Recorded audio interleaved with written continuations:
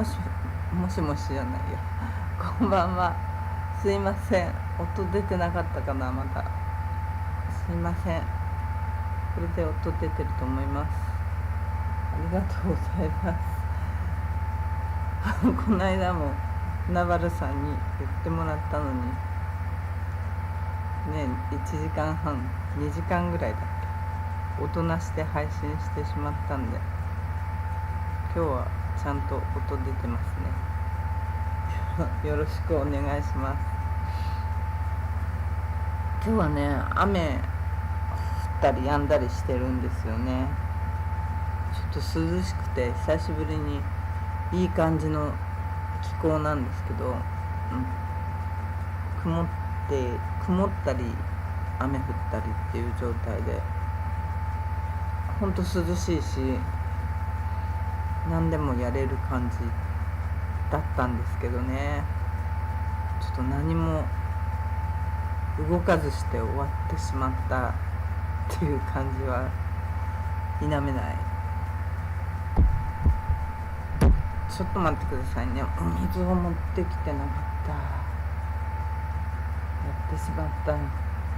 少々お待ちください。こっちか。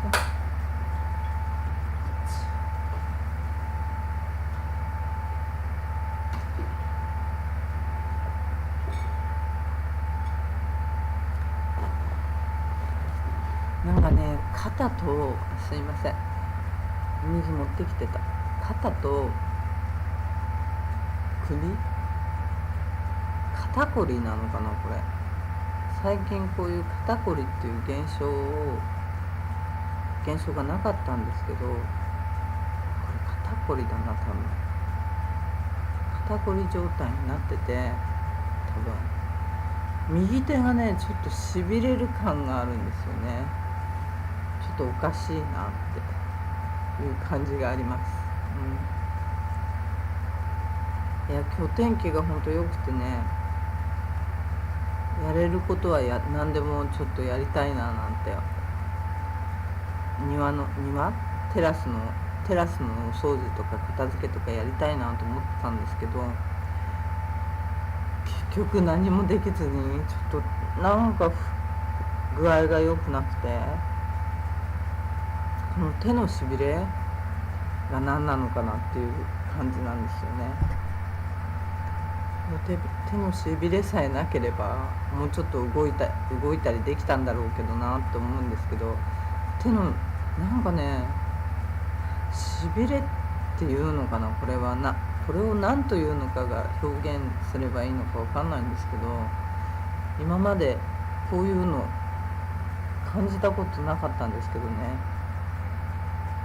ちょっとしびれてる感じなんで、今日は何もやらないでだから終わっちゃったんですけど、やりたかったなっていうのはありますね。今日はね、なんか DPL ってこの間動画にしたんですけど、見たかな、見てる人いるかな。 DPL の、土地とかのリースとか、国の土地のリースとかをこうサインしたりして、認めたりするところの部署の人が新しく変わったとかって書いてあったんですよ、新聞に。今までいなかったのかなってどうなんだろうっていうのはあるんですけど、新しく変わってことがいろいろ進むのかなとかも、どうなのかなっていう感じで今いますね。ちょっと待ってね、やっぱり持ってこよう、コーヒー。少々お待ちください。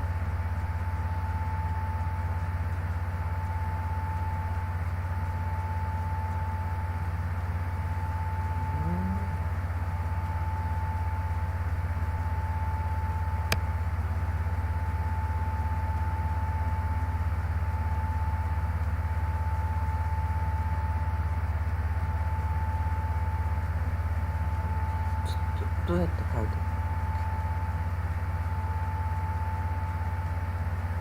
ちょっと待って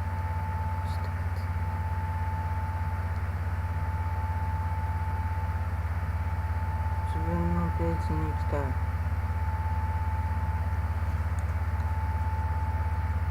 ここに書けばいいのか。ちょっと待ってね。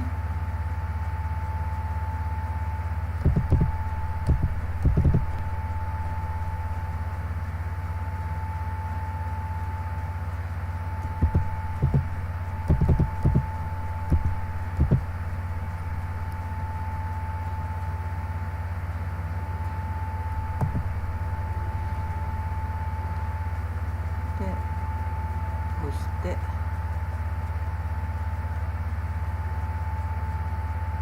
これで水取りに行く。ちょっと待ってください。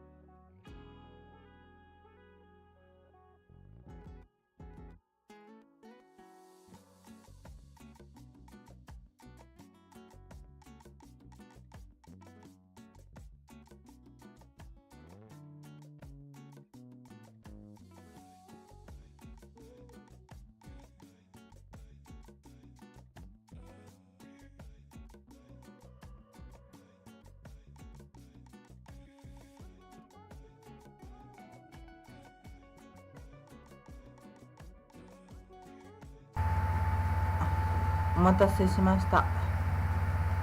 お水を持ってきましたね。ちょっと待ってね。ここにかけばいいんだね。お待たせしましたとかなです。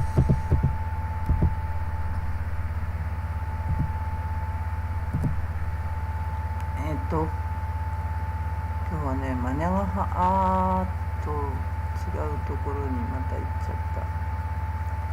マニャガハ島がねちょっとえらいことになってるとなんかちょっと待ってよ、こんなところにこんなものが出ちゃってて違うぞ、こっちだ、これでこうだよね。よし、不手際だらけですいません。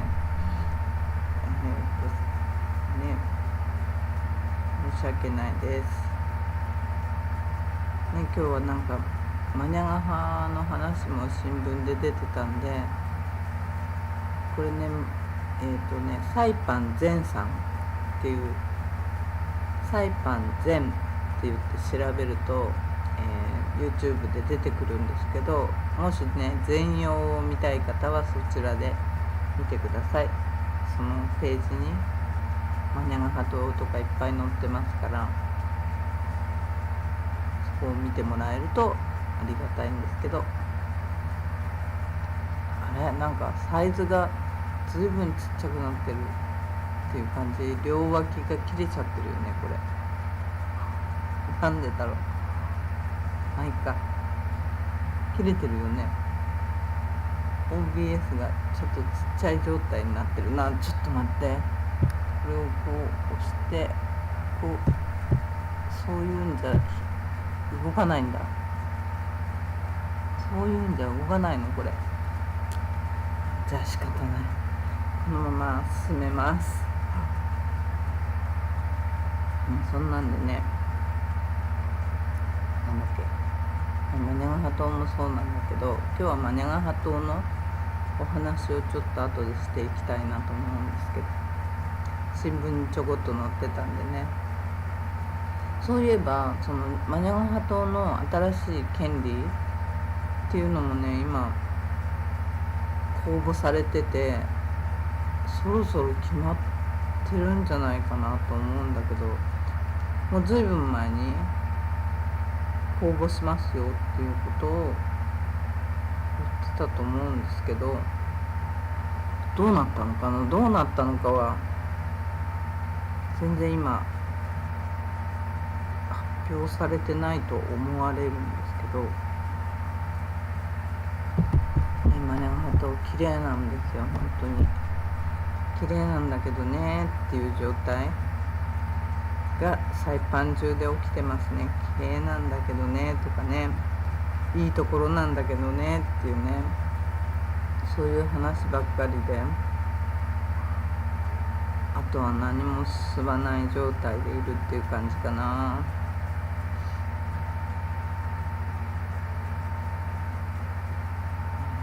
ほんと綺麗なんだよね。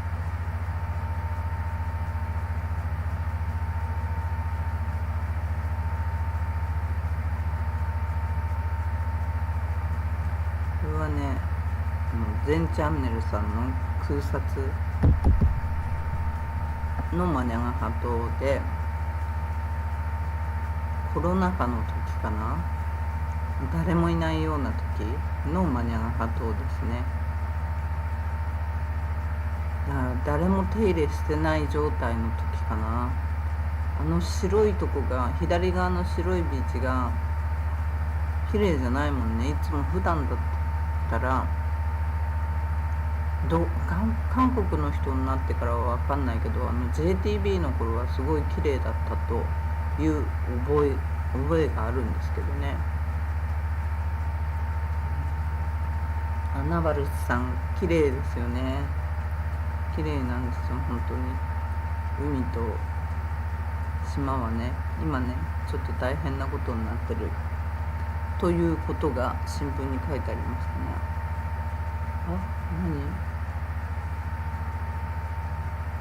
びっくりした。なんかイランがどうのこうのって今なんかニュースで出てきたからね。イランと話はちょっと飛ぶけど、イランとねイスラエルもうどうなっていくのか、一応停戦っていうことで言ってて、イランの方から発表も核施設がダメになったっていうことを言ってる感じで発表してたけど、わざと言ってんじゃないかなっていうような感じもするよね。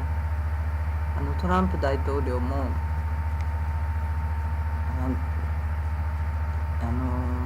やっつけたみたいなこと言ってたけど、なんかイランの発表があったからイラン側からの発表でやられちゃいましたみたいな、ダメになっちゃいましたみたいなことを言ってたから、なんか核施設残ってるんじゃないかなっていうような気持ちもしますね。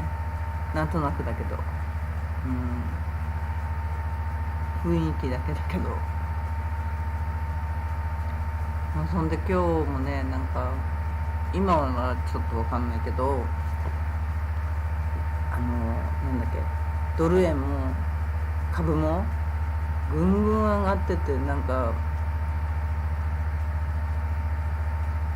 めちゃくちゃ上がってたのを見たんだけど、気のせいかな。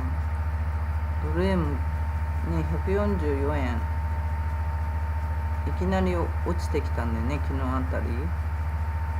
昨日のうちに4円ぐらい上がって4円ぐらい下がってたのかな。で今日もまたぐんぐん上げてる状態だけど、なんか146円ぐらいで落ちそうなチャートだなみたいな感じも見えたんだけど、どうなのか。146円タッチぐらいでズドンって落ちるんじゃないかななんて感じもしたけど、どうかわかんないですね、まだね。どうなるのか。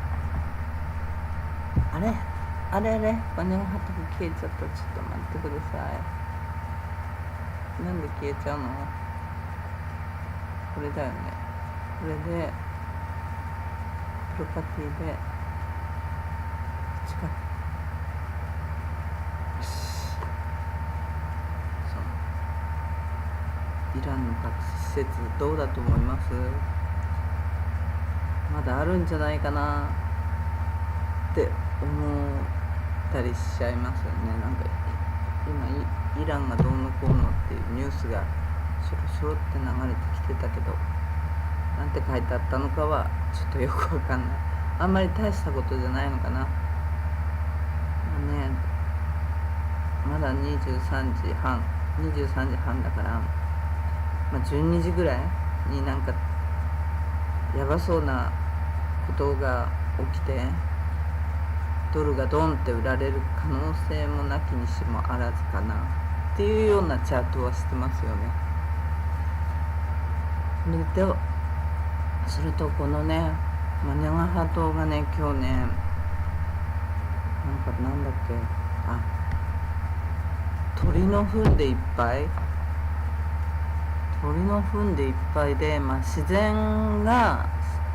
然がなんか生態系が壊れちゃってて、鳥がいっぱいになっちゃってて、木の上とかにね、巣がいっぱいで、もうレンタルのチェアとかビーチマットとか鳥の糞だらけで、ちょっとえらいことになってるらしいんですよ。もうこういうあった建物とかも朽ちてきてるっていう状態らしくて、もう JTB さんの時はなんかね、1ヶ月に1回ぐらいかな、シロアリ退治の薬とかも撒いてたし、何してんのって言ってたら、シロアリの今日は業者が来てシロアリ撒いてんだよ、シロアリの薬撒いてんだよとかね、結構手入れしてたから、それがねやっぱりなくなって韓国の企業さんがどれだけやってたかはよくわかんないんですけど、韓国の企業さんもなくなってとか違うから、そんな感じが違う感じが韓国の企業さんがいなくなってからも入ってからもどういう営業の仕方をしていたのかはわからないけど、結局ね、家賃っていうかそういうのが契約料が払えなくて契約解除になっちゃって撤退をしたわけでしょ。その後今んとこ誰も入ってない状態でオークションみたいのを募集しますよって言ってたけど、どうなってんだかもうよくわかんないけどね。やっぱりね、ちょっとずっと日本の企業 JTB さんがやってた時はもうマニャガハトって世界的ブランドで、みんながねこういう写真を見たりビデオを見たりして絶対一回は行ってみたいって思うところだったと思うの。それがね今ちょっと鳥の糞だらけで、掃除がされてないっていうことだよね。で汚くなってるっていう状態だから、これをそんで掃除する人もいないわけでしょ。政府の人が言ってるのかな。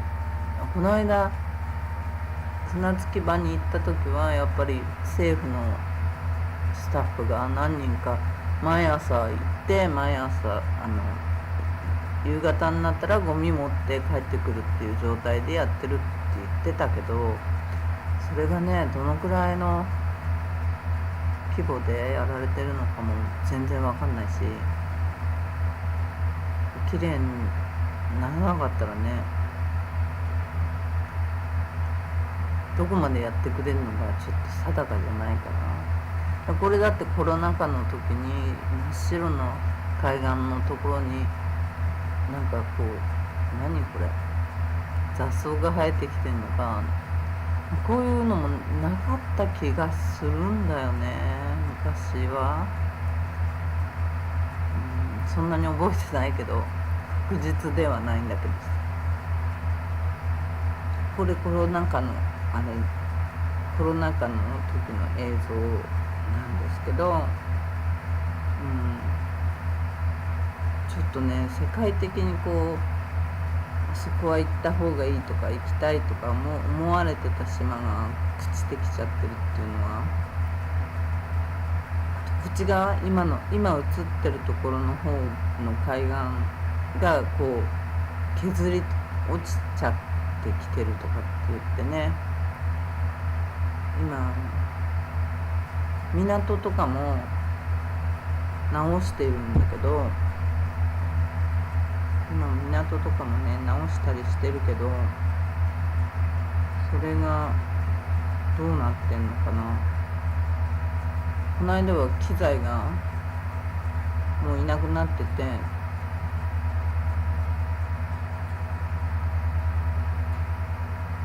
結構直ってたような気がするけど、なんだっけあそこスマイリードッグか、スマイリードッグのところ綺麗になってきたような感じはしてたけどね、どうなのかはちょっと今はどうなってるのかは不明。最近行ってないから。一時その時は工事が止まってる状態でしたね。今そういえばガラパンの道路も綺麗になったのは綺麗になったし、それで一段落がしたのかな。工事がなくなってたな昨日とか。今までいっぱいポールがバーって立ってて工事してますよっていう感じだったんだけど、終わったのかなあれ。一応そういえばなくなってた。ちょっとね今日ね動画間に合わなくて動画編集間に合わなかったんで上がってないんだけど、今日はマニャガハ島の動画で許してください。ごめんなさいね。でもこのマニャガハ島の動画も綺麗でしょ十分。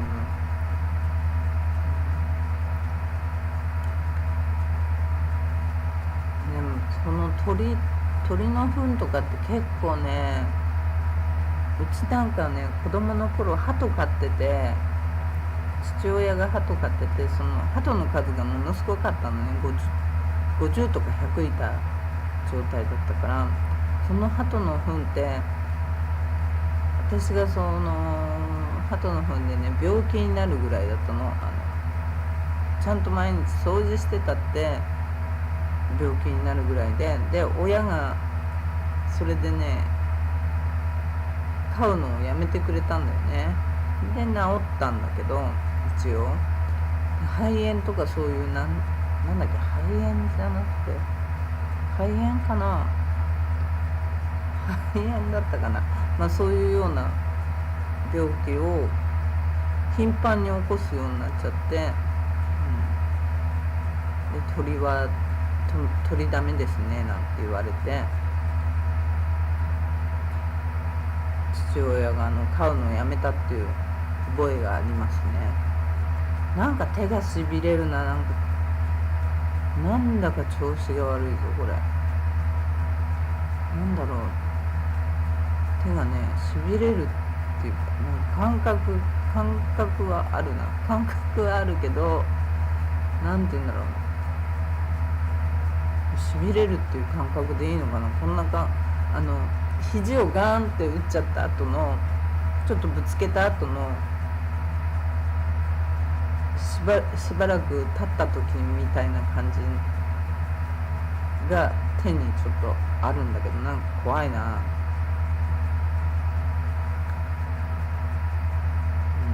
大丈夫だよね。そんな感じなんですよ。鳥の糞ってあんまりね良くないし、なんか映像で見せてもらったんだけど、写真で見せてもらったらかなりな量でしたね。深夜さんこんばんは、お久しぶりです。ご無沙汰してます。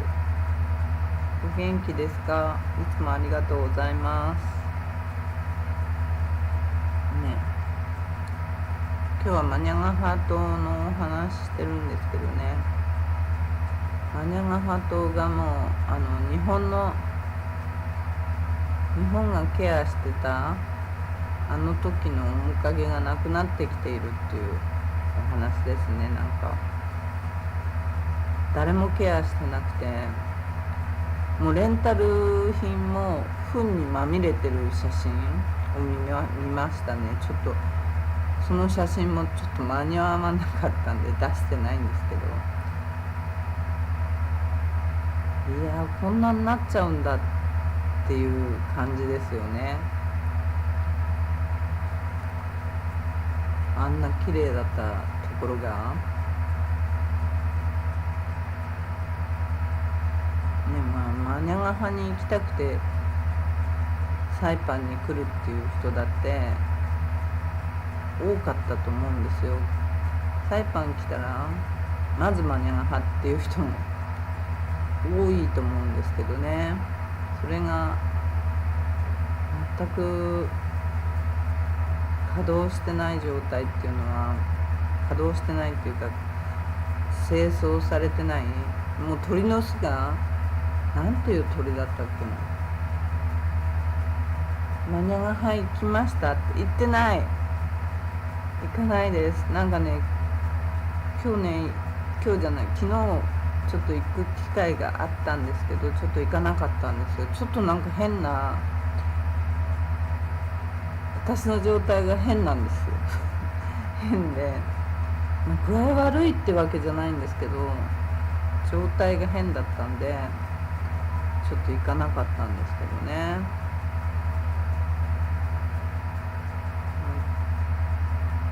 今日もね朝から動きたかったんですけど、曇っててちょうど動きやすい天候だったから動きたかったんですけど、動けなかった。本当になんか辛くて、なんかね右手がおかしいんですよ。右手が何がおかしいっていう説明はなんかねよくできないんですけど、本当におかしくて、ちょ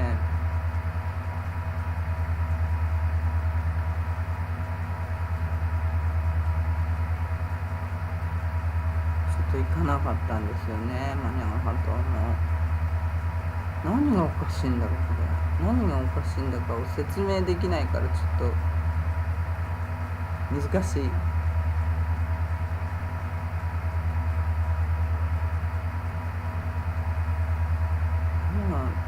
なんかしびれてる感覚がするような気がする、ちょっと良くない状態なんでやらなかったんですけどね、行かなかったんですけどね。でもね、行かなくて、今日の新聞にそういう鳥のこととか、この間からマニャがあんまりよろしくないよみたいなことを言ってたんですけど、この間私の知り合いの子っていうか視聴者さんが言ったんですけど、深夜さん字幕が上になったんです。そうなんです、字幕上にしたんです。で、日本語の部分を切りました。日本語の部分がどうしてもこう見てて一番気になっちゃうから、どうしても気になっちゃって、変換がちゃんとされてないことに気になっちゃうから隠しちゃいました、日本語の部分を。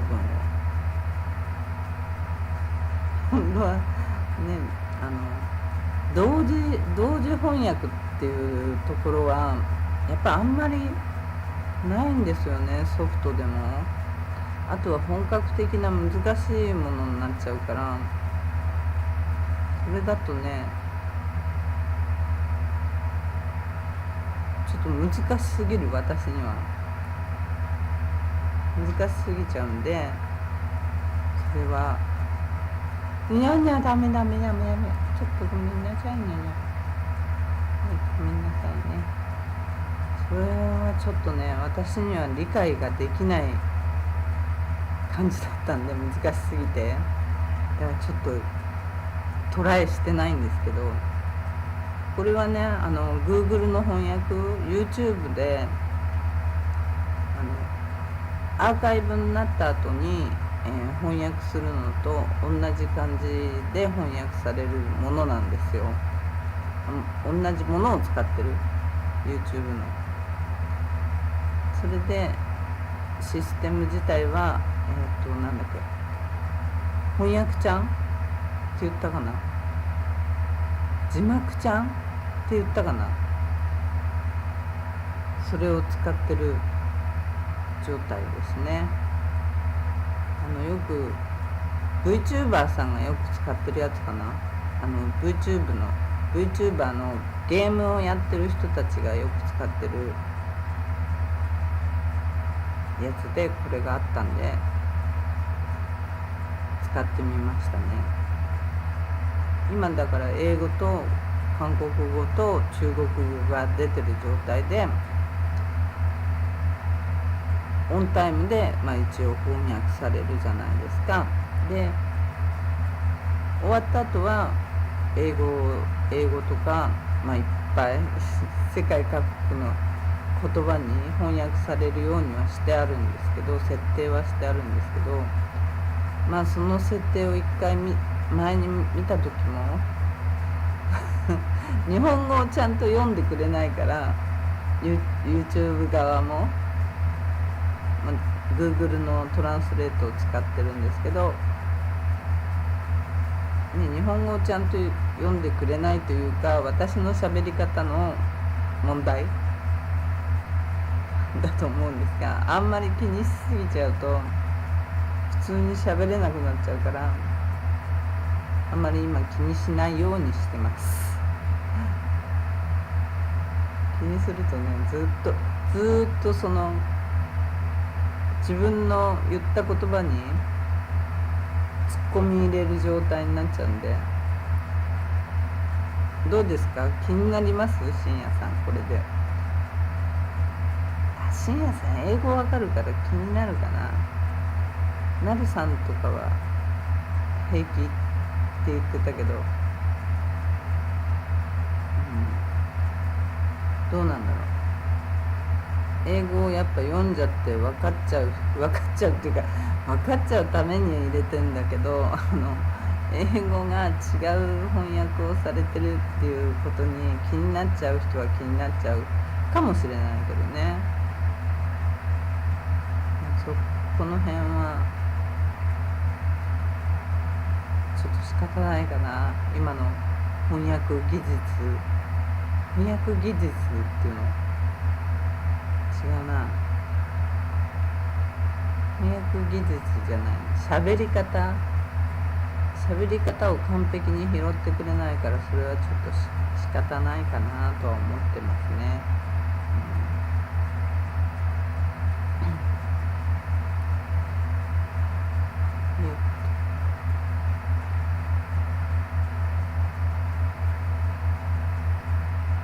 ちょっと待ってくださいね。お水飲みます。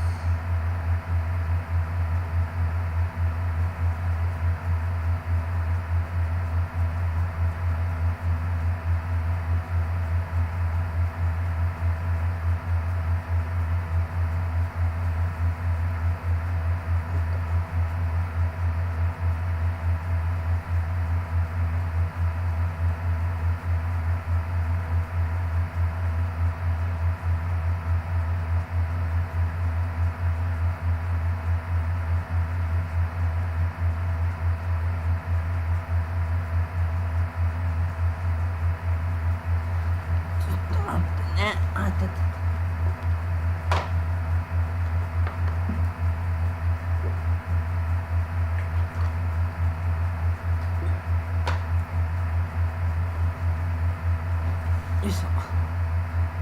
すいません。何がハトなんだって見えない。ちょっと見えない。メガネをかけます。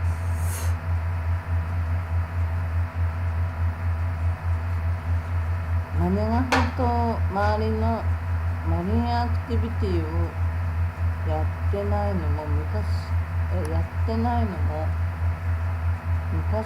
か知らない僕からしたら考えられないですね。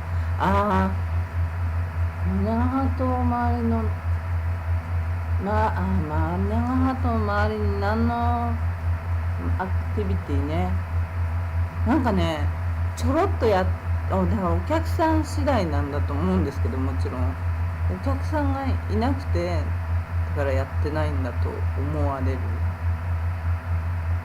多分。観光客が韓国の便もまだ2便飛んでんのかな。今月は2便飛んでんのかな。だからその辺まだマニャンハ島のアクティビティ自体は韓国の会社がやってるらしいんですよ。でもほぼほぼ飛んでるのを見かけないんですよね、私は。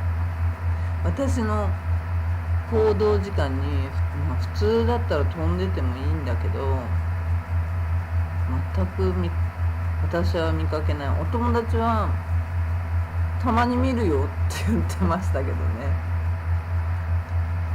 あとバナナボートもね、ほぼ動いてるのは見たことない。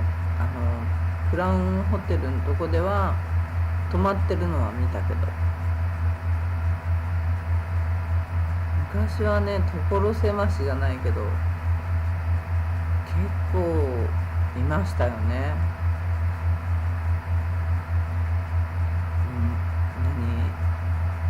なんだっけあれ、パラセーリングだ。パラセーリングとかね、バラバラ飛んだりしてて、マニャガハ島に行くのと帰りと行く道帰り道でパラセーリングやったりね、バナナボートやったりしてたと思うんですけど、全くそういうのが見ないね。めったにっていうか、私はここのとこずっと見てない。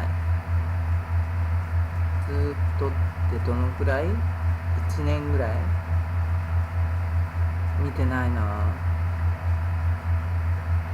ね、昔はパラセーリングとかね、ふわーっと飛んでたのに、あっちもこっちもって飛んでたんだけど、全く見なくなりましたね、本当に。や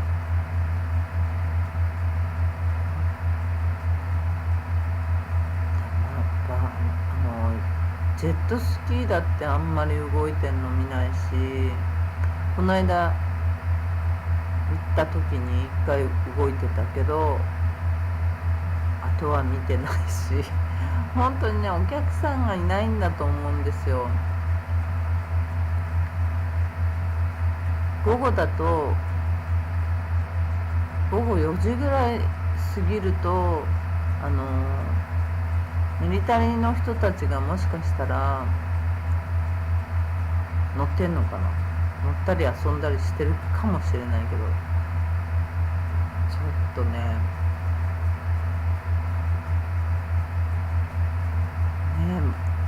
ガバナーなんか、サイパンガバナーはこの間ね、潰れてる会社よりも出来上がってる会社は3倍あるって言ってたのね。どの辺が3倍あんのかなって、逆なら理解できんだけど、潰れた会社が3倍あって新しく出来上がった会社が1として、潰れた会社が3倍ぐらいあるっていうなら、ちょっとね今の状況で理解はできるんだけど、その逆だっていうから、潰れた会社の3倍は店が出来上がってるって言ってたから、あんまり納得いかない、ほぼほぼ納得いってないんですけどね。だってガラパンの中でだってお店が入ってる増えたとかないし、昔はマニャガハとフルセットで120ドルぐらいでバンバン売れてただと思いますよね。120ドルぐらい、バナナボート、マニャガハと送迎、パラセーリングかな、あとシュノーケリングセットか、そういう感じでね、そのぐらいの金額してましたよね。120ドルぐらいしてたけど、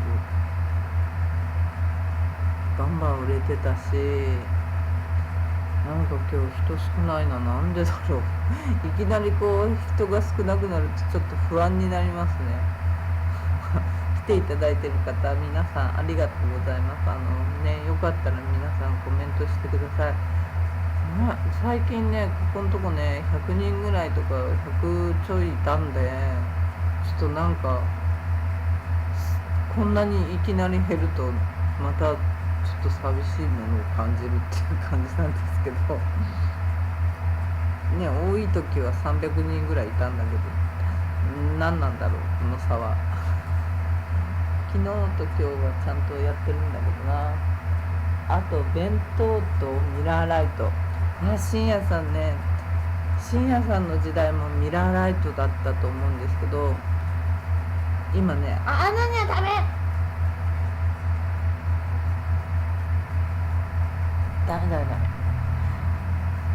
すいません深夜さんの時代もミラーライトだったと思うんですけど、今ねみんな結構飲んでるのがブッシュっていうお酒なんですよ。ビールなんですよ。ミラーライトを今飲んでないのちょっとびっくりしちゃった。ミラーライト誰しもがあの時はミラーライトだったと思うんですよ。ミラーライトかバドライト、それがね今ねちょっとびっくりすることにブッシュっていうお酒なんだよ。ビールね。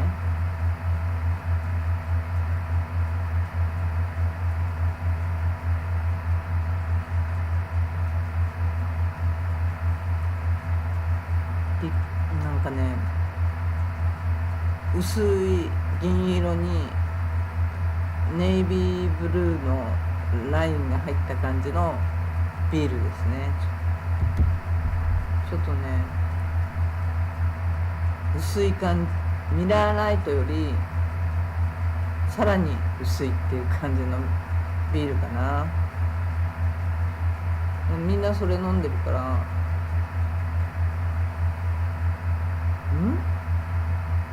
ナバルさんびっくりしたやんか。何びっくりしたかな。私なんかやったっけ。今なんかやったっけ。アイドル出てきてないけどな今日は。アイドルでびっくりしてて怒られたことがあったけど、ちょっと気取ってコロナね。そうちょっと気取るとコロナだったよね。でほぼほぼみんなミラーライトだったんだけど、今ブッシュっていうねビールでみんな飲んでますね。そうだ、気取ってね、ちょっとコロナ飲んで、コロナにレモン入れて飲んだりしてましたよね。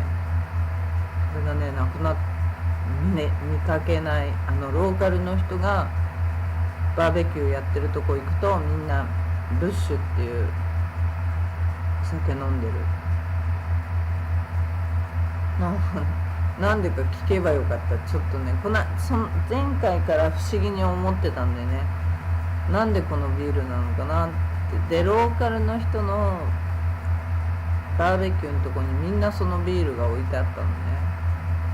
いつからミラーライトはなくなったのって感じなぐらいない。ちょっと今度聞いてみよう。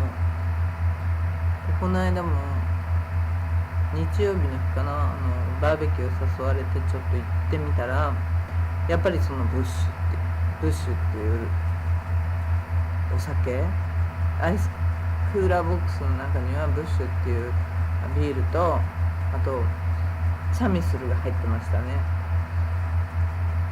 韓国焼酎、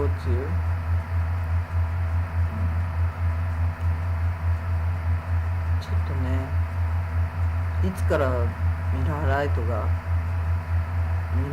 をみんな飲まなくなったのか、なんで飲まなくなったのか。ウネさんがブッシュのが安いからって言ってたから、そうなのかなとも思ったんだけど、そのブッシュの値段を未だにちょっと調べてないですね。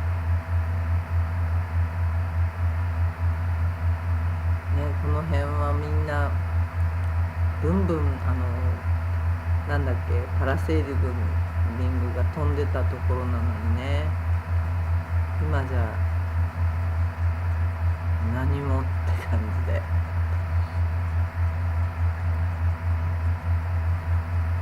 本当にでもここはね、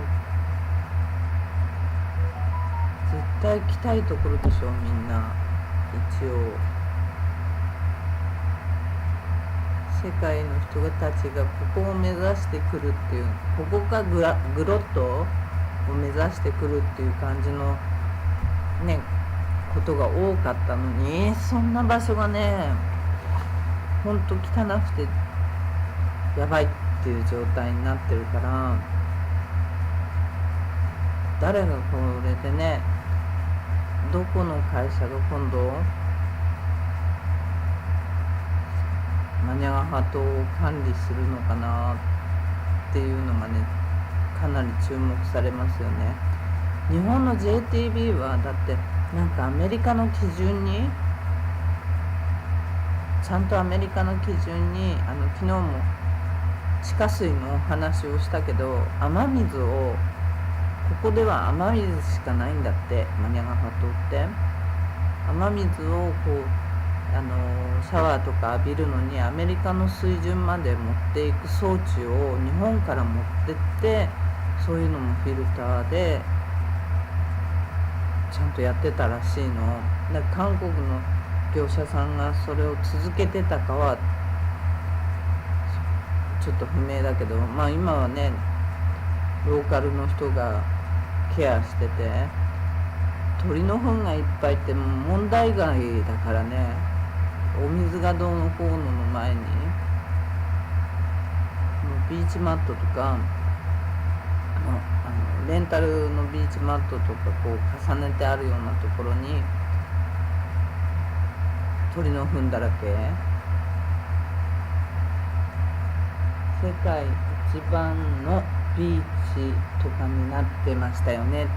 そうそう、世界一番のビーチとかになってた本当に。ねえ、どうしたのねえ、世界一番のビーチとかになってたのに、それがさ、もう本当に向こう側だよね。西側って言ったかな。西側が削れちゃってて、それで鳥の巣がいっぱいできちゃってて、鳥の糞がすごいらしい。だから掃除する人が結局いないってことだよね。 JTB の人たちが面倒見てた頃はちゃんと掃除ももちろんしてたし、そういうケアもしてたんじゃないかなと思うよね。にゃんこナダルさん、にゃんこ、にゃんこでさっき、そっか、ごめんなさいね、にゃにゃにあれ言ったからね、ダメって言ったからね、パソコンにねジャンプ体制だったんですよさっき。だからね、ちょっとにゃにゃを止めたんで声出しましたねそれがうるさかったのね、ナバルさんには。すいません。なんかおかしいな。この辺って言ってもわかんないね。首と手がおかしいんですよ今日。せっかくほんとこんな曇ってて、テラスとかのお掃除にちょうどいい気候だったのに、普段の日はねもう暑すぎてねできないんですよね。本当に暑すぎてできない状態なのに、今日動ける状態だったらねもっとやりたかったなっていうのがある。本当にいや本当に綺麗だよね。映像で見てても本当に綺麗だと思いません？こんだけ綺麗なねところなのに、自然は綺麗で自然が汚してる、微妙な状態だよね。なんと言ったらいいんだろう。自然が綺麗で自然が微妙にもうこう生態系を変えてっちゃってて、人がいなくなるとねそうなるよね、どうしても。人がねいなくなるとやっぱそういう風になっちゃうのは仕方ないんだけどね。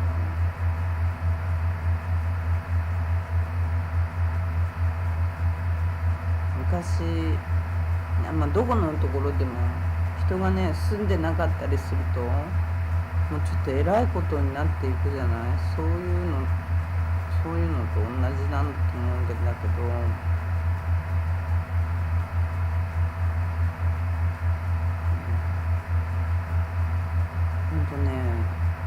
ちょっとねリアルに鳥の糞のね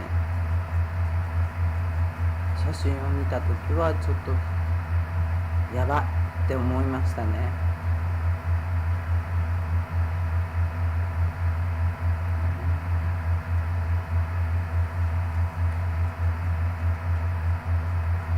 ほんと綺麗なとこだからね。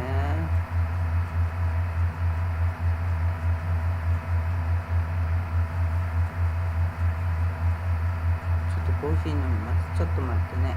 ちょっと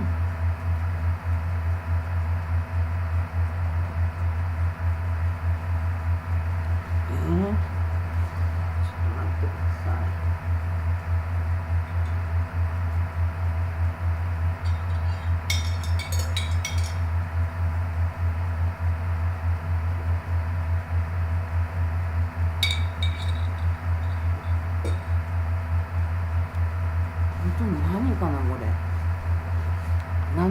しいって伝えられないんだけど、何かがおかしいんですよね。私首がおかしい。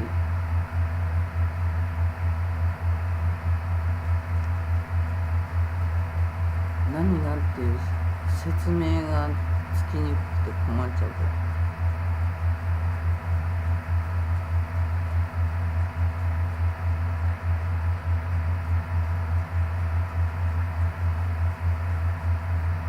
鳥の糞はね、やばいよね、本当にね。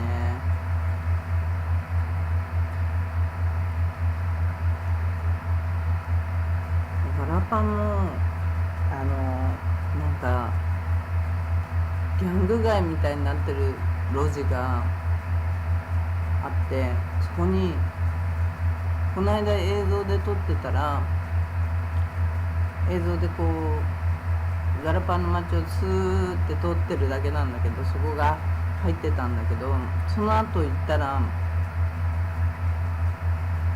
何あ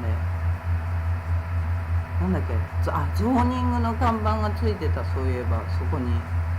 だからなんかゾーニングからお達しがなんか行ったのかなっていう風に思いましたね。前あの看板なかったのに、あの看板つけるより、そこをあんな風にした人たちを取り締まったりしないのかなっていう感じですよね。あのガラス割っちゃったり、ビルのガラス割っちゃったりなんだりしてるわけだから、ああいうのがちょっとね、ほんとやばい。もうね、不老者っていうのなんていうんだ。ダメなんでご飯入ってるでしょ。ご飯入ってるでしょ。ホームレスの人たちがいっぱいいて、本当にね、あれ怖い。ちょっと車から降りたりするとガラパンでダメ、車でガラパンで降りたりすると、今の映像は今日のじゃないです。これは今日のじゃないです。さっきもお話ししたけど、これコロナ禍のです。コロナ禍の時の映像。コロナ禍ちょっと終わったぐらいの時かな。ダメだってにゃにゃ。今ね、だからガラパンで車から降りると5ドルちょうだいとか言ってくるんですよ。1ドルちょうだい、5ドルちょうだいとか、そういう人がめちゃくちゃ多くて、ちょっと待てって感じ。ほんと怖いし、タバコは吸ってるとタバコをくれって言うし、それがね、1人2人じゃないの。本当にね、多いから、ちょっと勘弁してもらいたいっていう感じなんですよ。外で車からちょっと昨日もね、車から降りれないよこれじゃって思いましたね。すぐたかりに来る人がいるんだもん。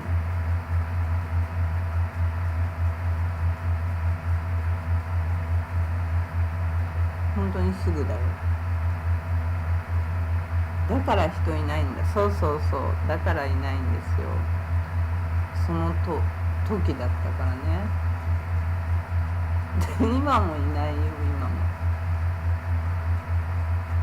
今もいないけど、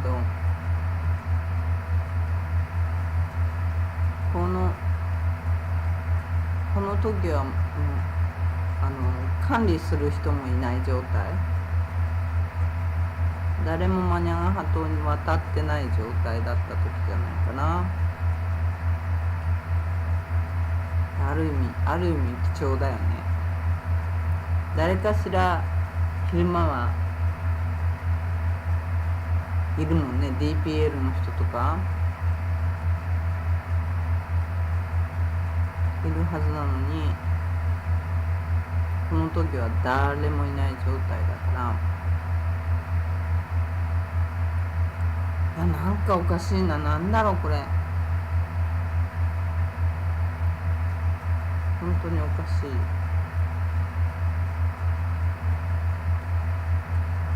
右手がなんかビリビリビリってする、ビリビリビリじゃないな、ビリビリビリではないもんな。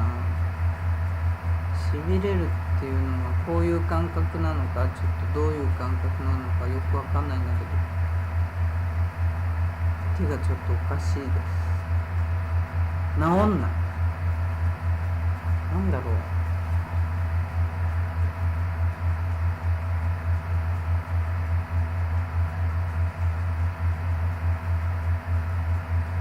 でもね、本当にマニャが綺麗だから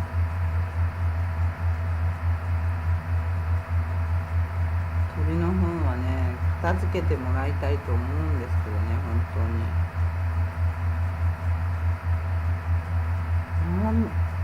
政府が結局見るとマリアナリゾートホテルとかもどうなっちゃってんのかなっていう感じになりますよね。この間マリアナまで行った時に雑草とかはちゃんと綺麗にされてたから、あそこでも1ヶ月だっけな、1ヶ月25万ドルかかるって書いてあったよね、政府が確か。だからマニャンハ島だってそのくらいかかるんだと思うんだけど、今の状態じゃマリアナリゾート、元マリアナリゾートも借りたいっていう人いなくなっちゃったんじゃないかな。ケンジントンホテルの同じ経営の人たちがあそこ借りたいって言ってたんだよね。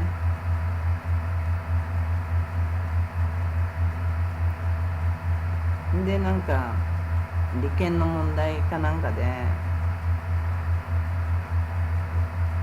値段がどうだったのか知らないけど、利権の問題なのかもしれないけどね、ちんたらやってるうちに貸さないでいて今の状態に陥っちゃって、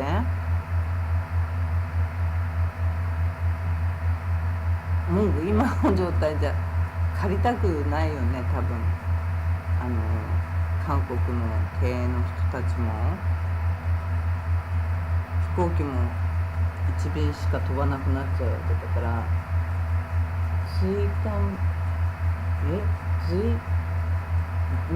ルニアかも、椎間ヘルニア、鎖骨の下をなんだって鎖骨の下を揉んでみて、鎖骨の下を揉んでみて、鎖骨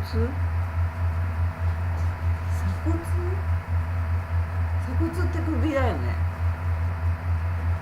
鎖骨って首よね。鎖骨の下を揉んでみると手が治る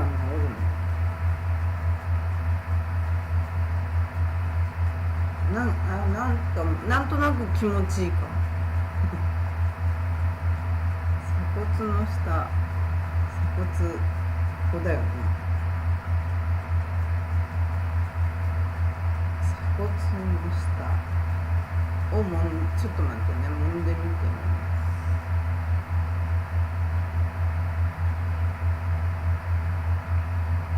なんとなく気持ちいいかもしれない。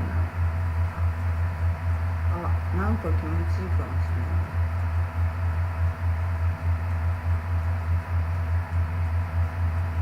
い。いい感じです、深夜さん。いい感じかもしれない。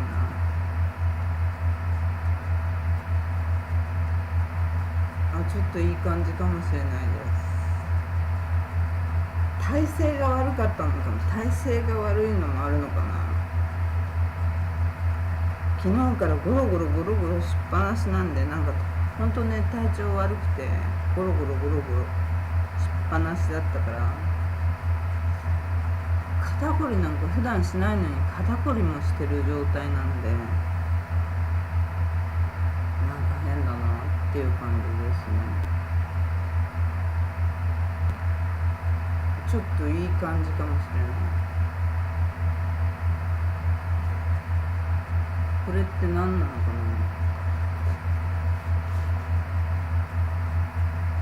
鎖骨の下をいきなり増えました。何を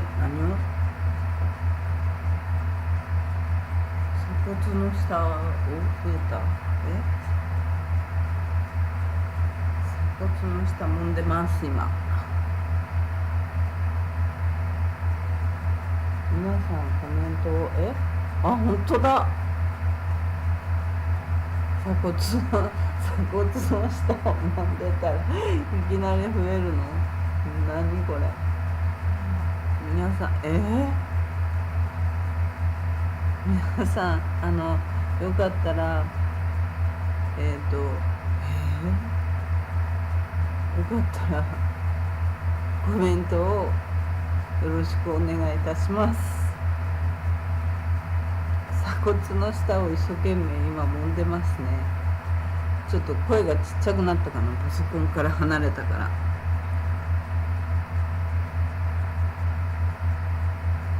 これは何のあれがあるの。鎖骨の下を揉むとちょっと気持ちいいかもでなんだけど、ちょっと気持ちいいかもですね。これ鎖骨の下を揉むと。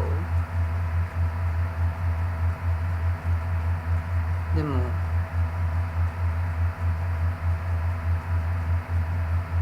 皆さんコメントをよろしくお願いいたします。おいおい、字幕が動かないよ。よかったらコメントをよろしくお願いします。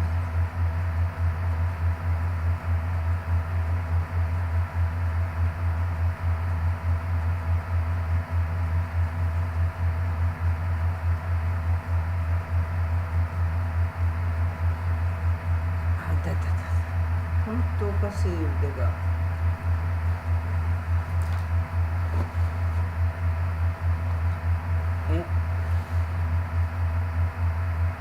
インスタでは映えてんのにリアルちょっとあかんな。リアルのこの映像は綺麗でしょ。映像は綺麗なんですけどね。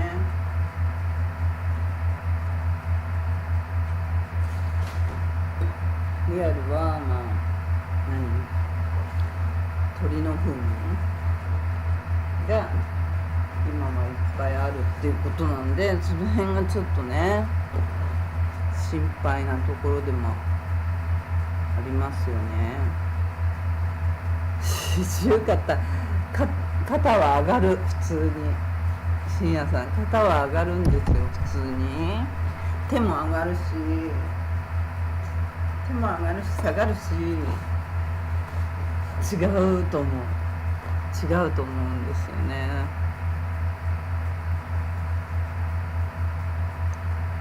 それじゃない、その40、50肩では全然ないと思うんですよ。なんだろう、この表現が今どういう状態なのかを表現するのがちょっと難しくて、しびれてるって言っていいのか、ビリビリビリっていうしびれじゃないので、なんだろう、じわじわしてるっていうの、じわじわしてるっていう感じなんですよ。なんて説明すればいいのかがわからない。ヘルニアの線あるな。でも昔椎間板ヘルニア持ってたから、今でも持ってるんですけど、手術とかはしたことないけど、こ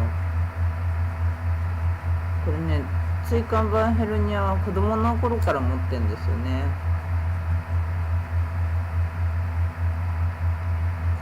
ころになんかおかしいって言って病院行った時に確か言われたんだよな。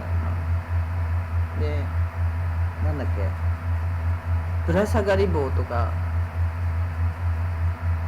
禁断症状違う、禁断症状じゃない違うぶら下がり棒とかこうぶら下がってくださいって言われたりした。ぶら下がってましたね、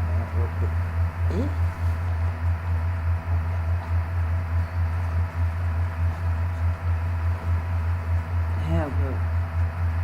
だんだん年取るとあっちもこっちもよくなくなってくるわけなんだけど、ちょっと困るよね、こういうのもね。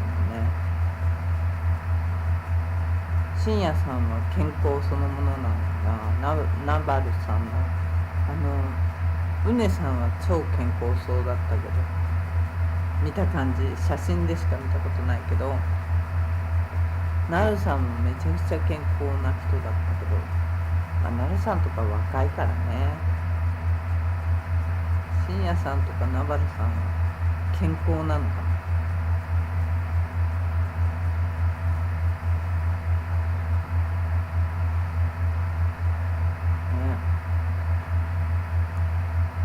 でもインスタとかではやっぱり映えを狙うんでしょ、みんな。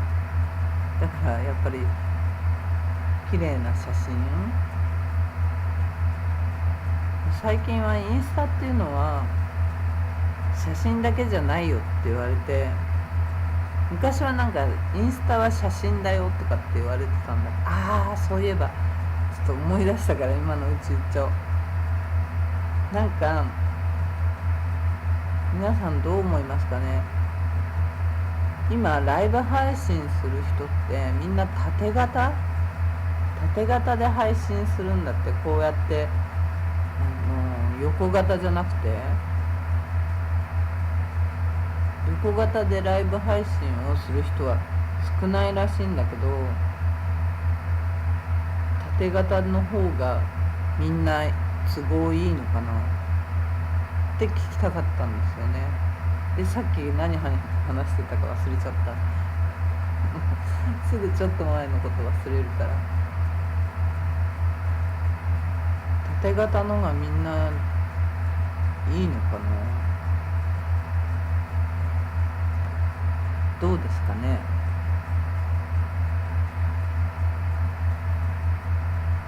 パソコンで見てる人とかはね、縦型じゃね、なんかこう真ん中にシュッてきちゃうから良くないと思うんだけど、スマホで見てる人が多いわけじゃないんだよな。私のチャンネルテレビで見てるっていう人が結構いて、テレビで見てるってどういう意味なのかがよくわかんないんだけど、私からしたら。で、あとパソコンで見てるか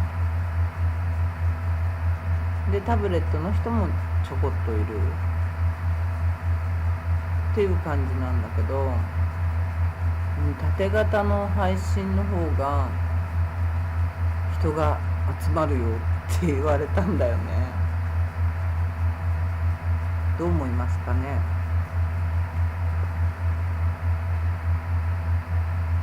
縦型の配信でやった方がね、なんかバズる可能性が高いらしいんですよ。どう思います？深夜さんどう思います？南原さんどう思います？誰もコメントしてくれない。もうなんでだ、もう。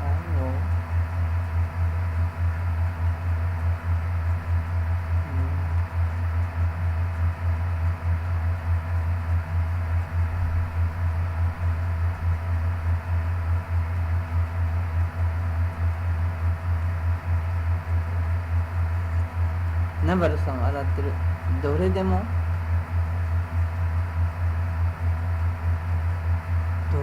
か。どれでも。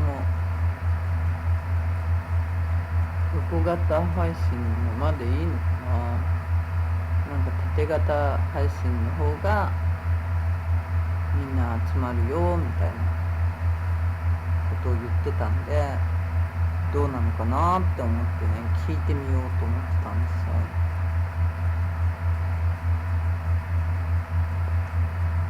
どれでもって言われちゃうとな。そう、ナバルさんはね、だんだん寝に来てるでしょ寝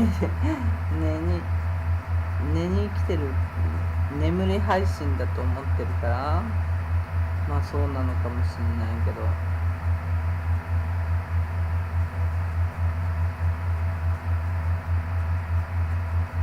起きてる人はどう思うかななんて思うわけ。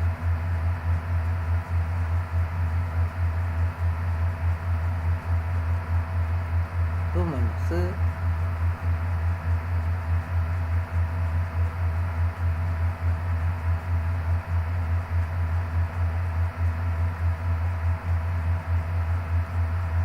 う思うかな。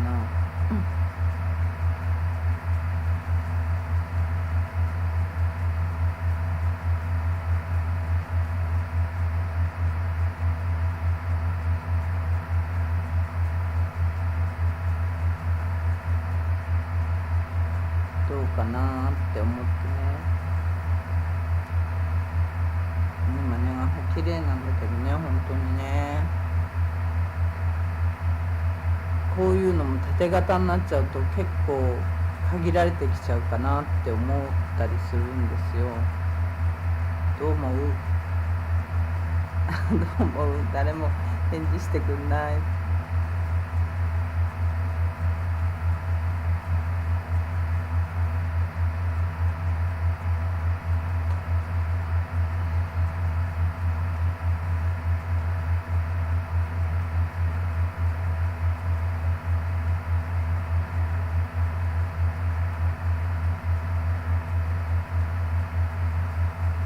どう思いますかね。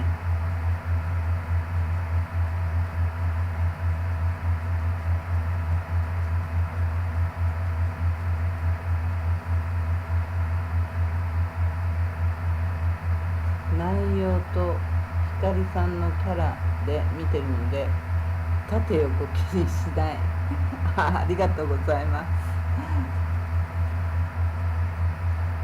縦横気にしない。ストーリーさん、こんばんは。ストーリーさん、早回しで聞いてた。なんだって、あの白い砂のとこ歩いてたらいきなりグニって鳥って、まあね、それやばいよね。大抵の黒いのが月光みたい、まあ、だんだん変な方に行っちゃうね。綺麗なのに早回しで聞いてくれてたんですね。ありがとうございます。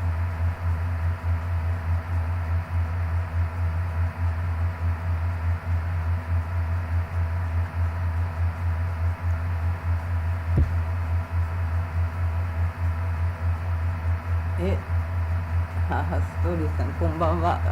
こんばんはです。ありがとうございます。そうね、白い砂のとこ歩いてたらいきなり、そうね、なんか踏んじゃったら具には嫌かもしんないね。そうだね。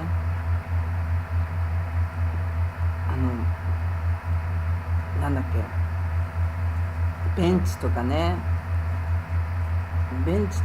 だからそういう建物があるとこの屋根とかにも白い糞がこういっぱい詰まっちゃってる、乗っかっちゃってるらしいんですよね。でもね、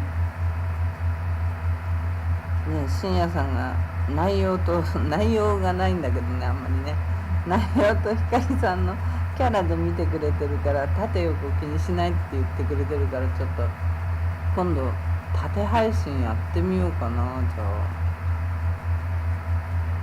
縦配信いつまでたってもねこの YouTube お金にならないからさお金になるように育てるにはどうしたらいいのかちょっと悩み中ですよね。悩み中なのとなえそうなのと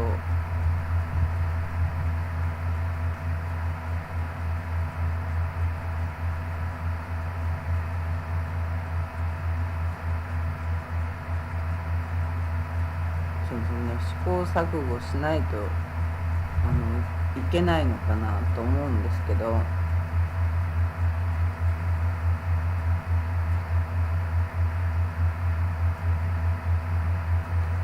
頭痛いな、なんか綺麗よね、綺麗よね、綺麗だよね。海は綺麗なんですよ、本当に。深夜さん顔出しなんか無理だって。もうね10年も死んでると本当にね顔も垂れちゃったし、一生懸命こう今喋って筋肉が戻るのかなっていうのもどうなの。でもねこれで喋んなかったら YouTube で喋ってなかったらもっとね、今日だって猫と以外喋ってないからねだから猫と以外喋ってない状態なんでどんどん垂れていっちゃうからこれは怖いじゃない。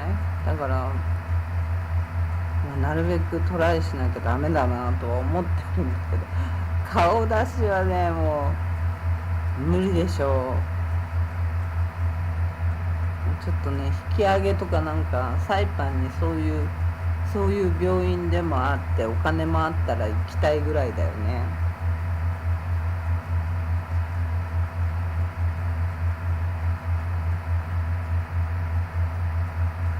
本当に行きたいぐらいだよ。プチかってなんだ。今のはまだ聞こえてないはずだから、今の行きたいぐらいだよねっていうのは聞こえてないくらいだないはずだから、なんだそのプチかは。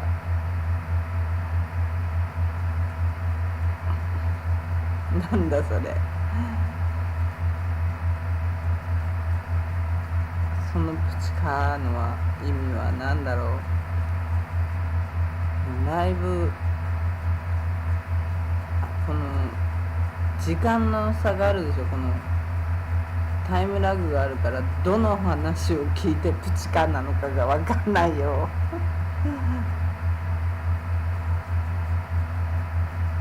分かんないな。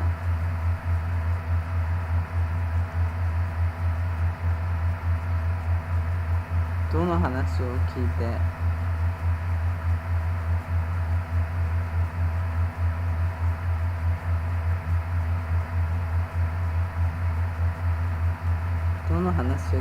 そのコメントをくれたのかな。プチ整形じゃないのプチ整形じゃないのね。私の話の方が早かったような気がするから違うんじゃないかと思ったんだけど、深夜さ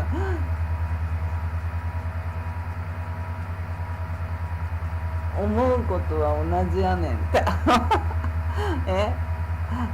じゃあ同じかな。そのプチ整形、プチじゃ済まないよ。その整形のこと言ってんだったらプチじゃ済まないね。もうねリフトとかしたいぐらいだよね、本当に。お金があるなら。クラファンでリフトとか言ったらぶっ飛ばされるでしょ。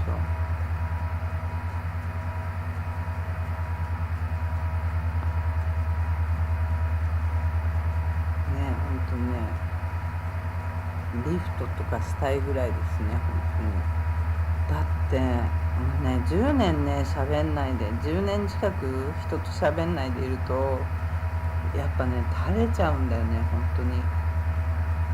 恐ろしいぐらいに。だから顔出しは無理だからな。顔出ししたところでだって今綺麗な女の子とか可愛い女の子たちみんなやってるじゃない。みんな顔出ししたりしてやってるし、この間いつだっけな、昨日だか一昨日お面とかかぶればお面かぶってる人いるよね。お面かぶってる人もいるよね。お面もなんじゃんだって、お面かぶったって同じじゃない。なんかお面とかなんか壺に入っちゃったお面とかって意味ある？だってお面かぶって出るぐらいには出ない方がよくない？顔出さないでやってた方がよくない？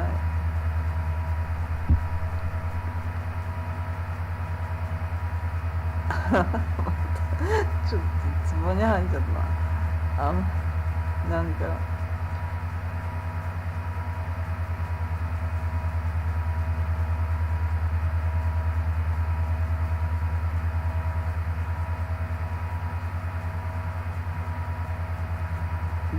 壺に入っちゃったのでちょっとお面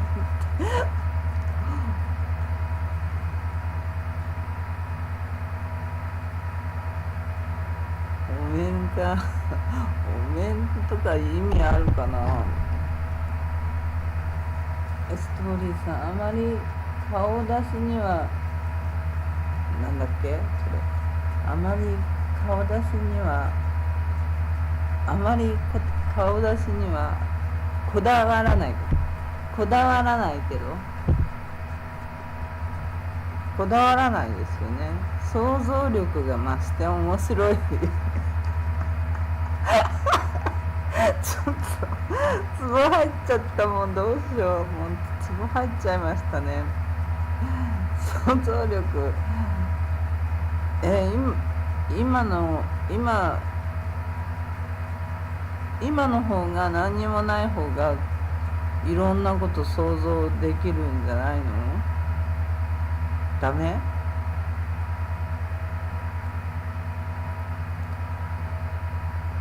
想像今の方がなんかだって顔出ししてて顔出ししてるけどお面してたらダメだ。その自分をもう思い浮かべちゃったらおかしくてしょうがない。お面ね、お面パンダのぬいぐるみでもかぶる？パンダちゃんだって、そうすると自分が出てて角に出しとくとかなのか。角っこになんだっけ、この間うねさんが言ってたのなんて言ったんだっけ。あれうねさんいないの？うねさん見てないの？なんて言ったっけ、角っこにこうちょこんって出してるような芸能界の人がなんて言えばいいの、テレビの人がこうよく角っこに出てるようなやつでやるってことだよね。映像を流しながらあんなんでパソコンとかスマホで見え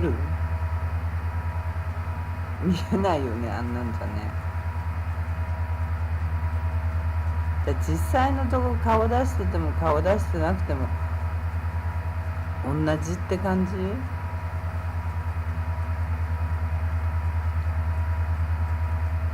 結局は内容で来るのかなっても思うんだけど、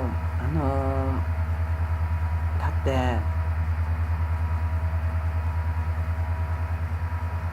もう本当に縦型の配信だと本当いろんな人がライブやってんだよね。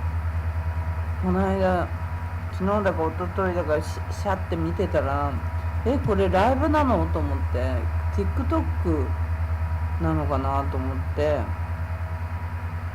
TikTok でも私開いちゃったのかなと思ってYouTube で検索していたのね。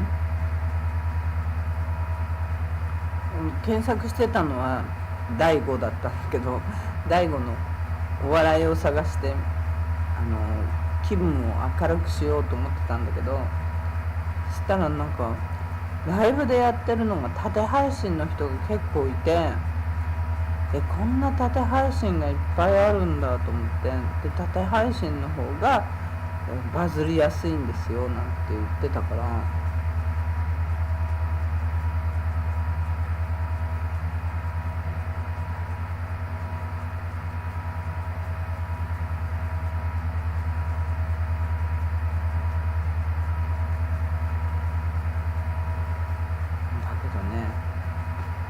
うねさん呼んだって読みました。潜ってたのかな、潜っててくれたのかな。こんばんは、いつもありがとうございます。なんだっけ、芸能人の人が横にこうやってちゃかって顔出してるの。うねさんなんて言ってたっけこの間。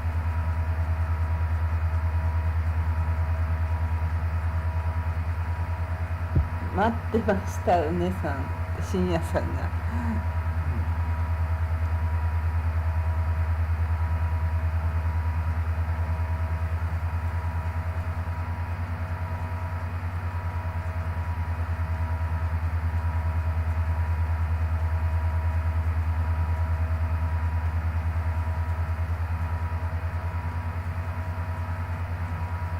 なんて言ったっけ、こういう、この間お姉さん言ってたんだよな。この画面の横にこちょって出るのをなんとかって言ってたけど忘れちゃった。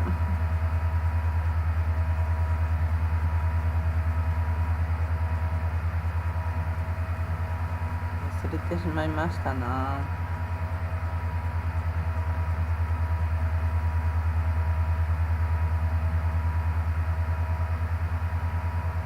スワイプ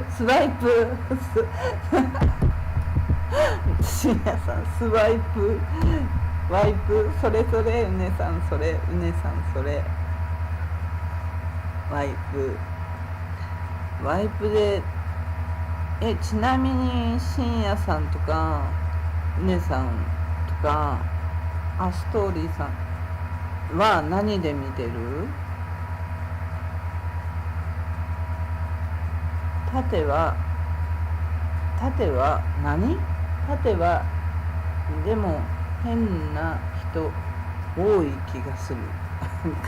あんまり変わんないって、誰もどれもそれも。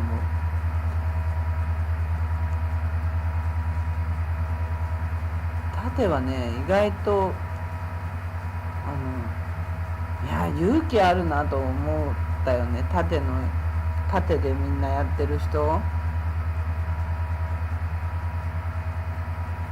だから自分だけを映してやってる人がなんか多かった気がする。この間ね、昨日か一昨日、夜中にもちろん見たから、2時とか3時とかの話、夜中の2時3時に結構やってる人多いのよ。その縦でライブ配信何個も出てきたよ。ビョンビョンビョンビョンって。ちなみにみんな何で見てんのかな。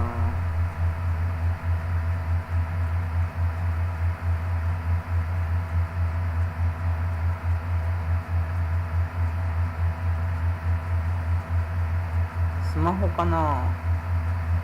お姉さんはなんかこの間スマホみたいなこと言ってたよね。電池がなくなるとか、バッテリーがなくなるって言ってたもんね。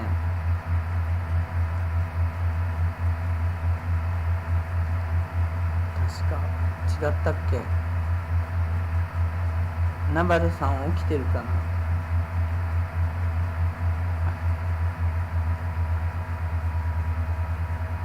トーリーさん、スマホと PC 2つ見てくれてんの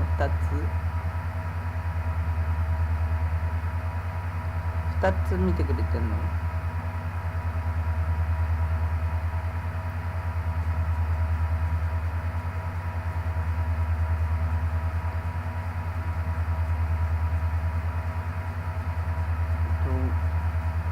？2つ見てくれてんのかしら応援隊してくれてるのかしら。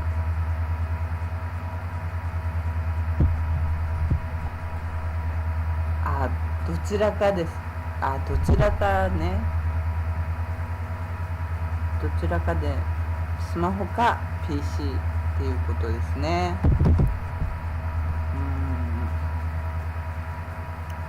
なんかテレビっていうのが結構多かったんですよ、私のあれで。テレビにこれがインターネットがテレビにくっついてるのが普通なのかな今は。わかんないけど、うちにはテレビあるけどうちのテレビは10年ぐらい。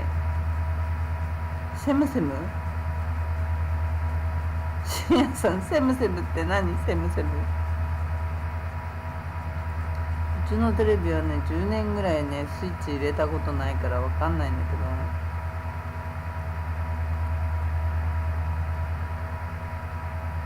大体ね、もうことはパソコンで終わってしまうから、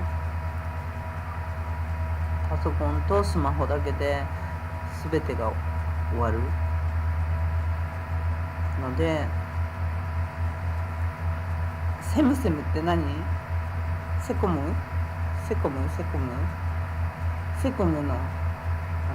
略称？セムセムってなんだろう？セムセムなに？皆さんなんだっけ、何聞こうとしたか一瞬にして忘れちゃった。ダメだなこれ。セムセムって何？セムセム。深夜さん、セムセム何かな？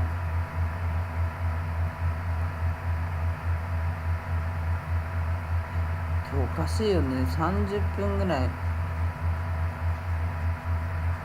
ストーリーさんとセムセム、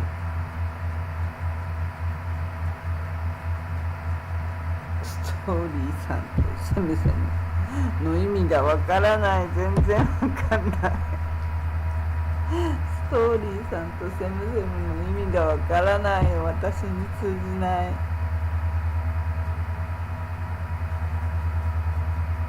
私には全然通じないよ。何？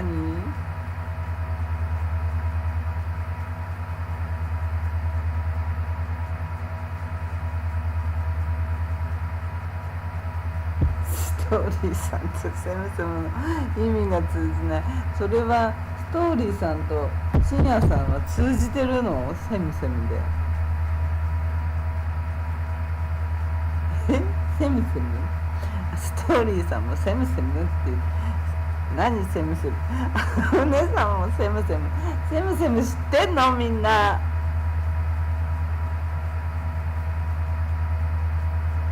日本語発音だとセイムセイム、同じ同じね。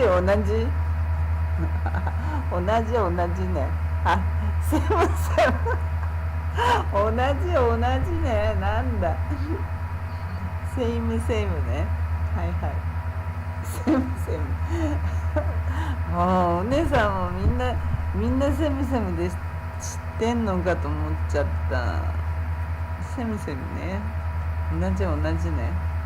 スマホと PC どっちかでみんな見てるって感じね。テレビで見てる人多いのになんでコメントしてくんないんだろう。テレビで見てる人ね、結構いるんですよ。私のチャンネルパソコンじゃないんだよね。なんでコメントしてくれないの？テレビ班、ここみんな PC かスマホ。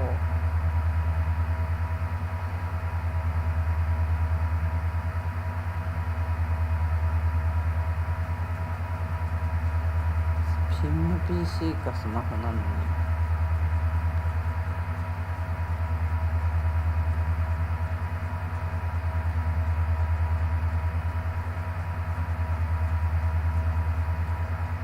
なんでだろう。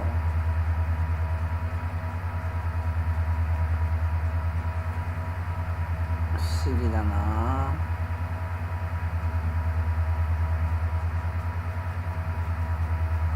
セムがみんなセムがみんなつながってる言葉なのかと思っちゃったもう。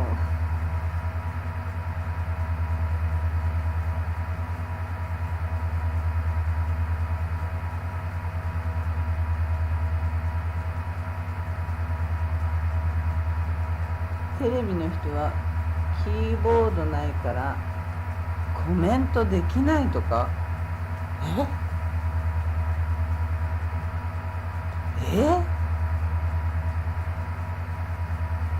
そういう話？テレビってあるんじゃん。ほら今時のテレビはなんかだってパソコンが入ってるようなもんなんでしょ。だってこういう YouTube がそういうのと違うのかな。なんかリモコンとかでできそうじゃない？そんなことないのかなわかんないけど、本当にわかんないわその辺。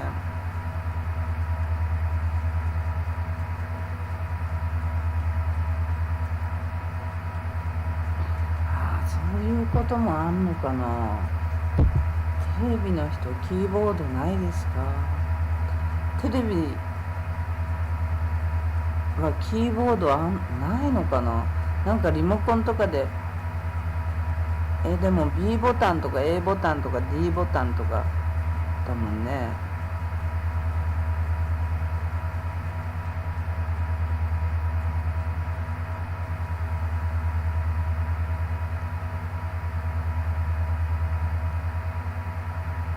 そういうこと？テレビの人 OK Google、 テレビで YouTube を見てる人はリモコンでコメントが打てるの？残念ながらテレビのリモコンを使って YouTube のコメントを直接入力することはできません。現状 YouTube のテレビアプリではコメントの表示、返信の閲覧、いいね報告はできますが、自分でコメントを投稿する機能は提供されていません。提供されてないんだって。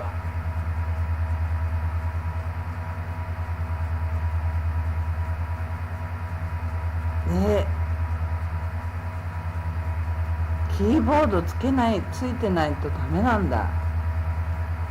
ほらってうねさん、知ってたの？そんなこと。テレビで YouTube が見れる自体がよく分かってないんだけど、私は。うちもテレビでもの見うちもテ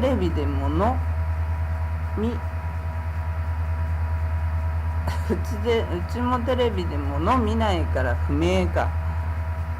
お姉さんホラーってね、いや考えたこともなかったし、いやテレビっていうのでこう視聴者が結構多かったのね。でテレビってなんだよと思ってたんだけど、テレビで見るっていう方法がテレビにインターネットをつないでて見れるっていうことなんだね。そう今時のテレビは多分。うちのテレビもインターネットをつなぐことはできるけどつないでない、テレビ自体がもう結構古いやつだから多分電気代食うだろうなと思って、でっかいし60インチあるから10年ぐらい電気入れてないし、わしを誰だと思ってるのってただのおっさんだぞってねさ、面白すぎるあ、そういうことなの。テレビってそういうもんなんだな。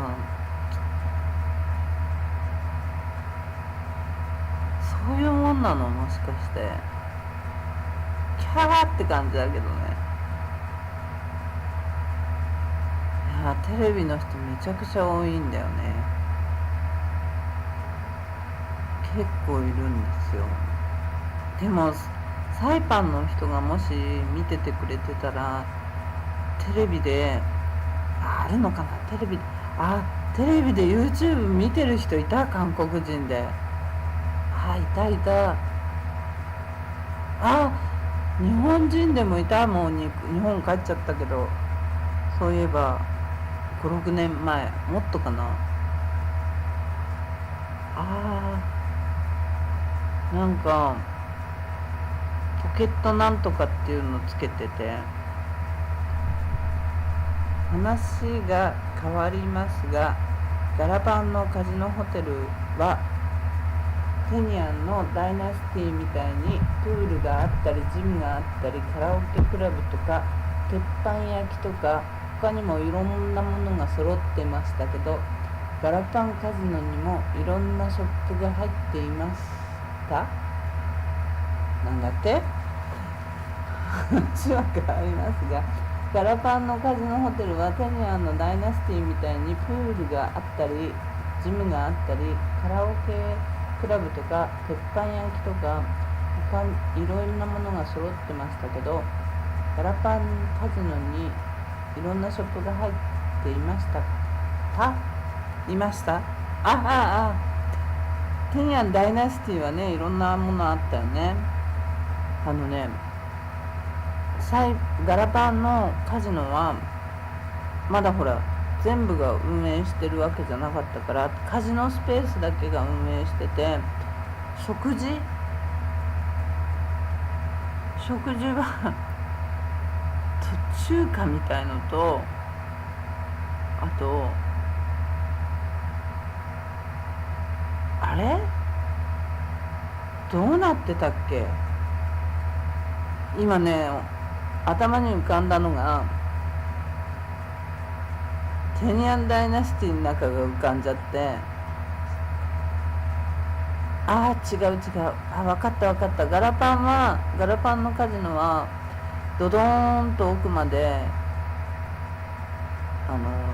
テーブル席がいろいろあって、いろんなポーカーとか入ってすぐルーレットがあったりしてて、で左側にちょっと高い席があったりして、奥が VIP でこっち側に食べるとこなかったよ。ガラパンは食べるとこなかったですね。そういえばなかった。テニアンダイナスティの中身と今頭の中が映像が混乱しちゃったけど、ガラパンのカジノはコーヒー飲めるカウンターがだから10席ぐらいあっただけで、コーヒーとかお酒飲めるカウンターが10席ぐらいあった、右側にあっただけで、レストランなかった。食べるもんなかった。だからそこしかプレイするところしか空いてなくて、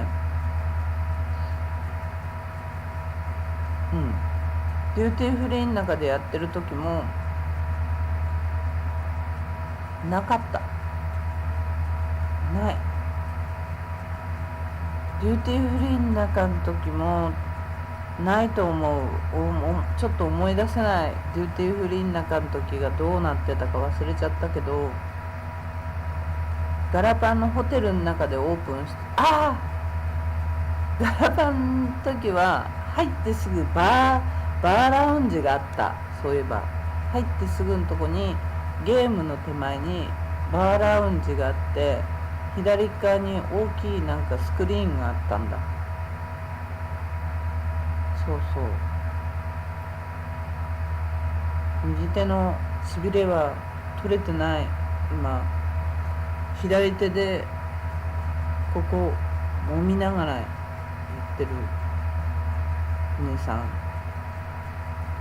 なんかしびれっていうのかな、これなんていうのかちょっとよくわかんないんだけど、でもちょっと揉んだらさっきより良くなってきましたね。深夜さん、宿泊はできなかったの？できなかった。宿泊っていうか、だからそこホテルのそこしかやってなかったの。ダイナシティじゃなくて、ダイナシティで言ったら1階しかやってない状態で、1階でレストランもやってない状態、カジノスペースしかない状態。最初に言ってたから、あ、お姉さん最初からいてくれてたの？もしかして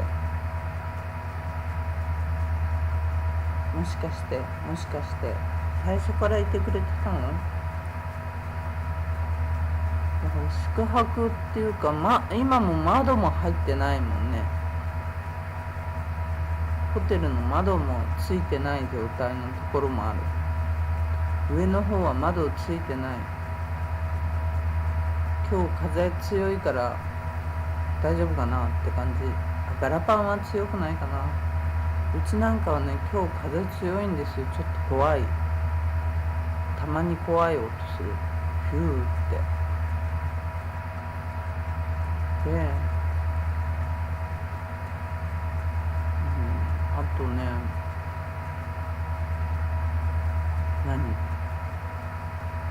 風も強いし、雨は降ってこないんだよな。いましたよ。1時間半寝てましたけど、1時間半寝てたの寝てたの。今日朝早かったんだよね、うねさんね。お忙しい中ありがとうございます。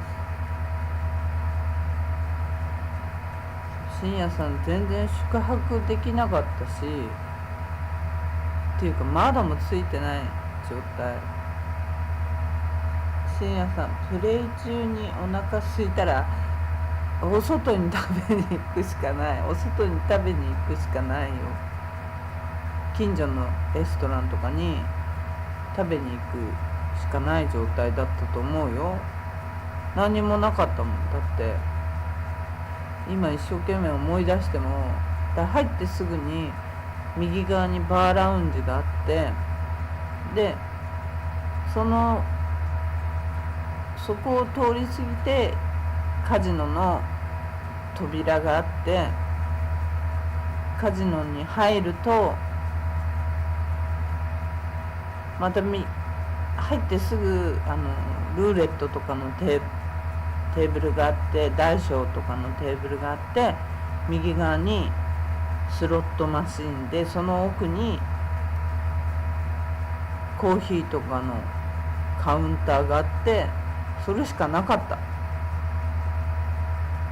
いつも朝早くから仕事なの、お姉さん。あら、いつもありがとうね。遅くまでありがとうございます。そうだから、深夜さんお腹空いたら外に食べに行くしかないのよ。パチンコ屋の休憩みたいな感じ、多分。もうお外に食べに行って、お店ではそうだよ、カジノでは何にも出なかったよ、そういえば。お金使う人にはあるのかな。たくさんお金使う人にはもしかしたらあるの？ないよね、多分。資金がショートしたからカジノだけ先行オープン。そう。深夜さん、その通りでございます。エグザクトリーです。お姉さんカジノはかなりフライングしてましたよね。してた。だってまずデューティーフリーで何今の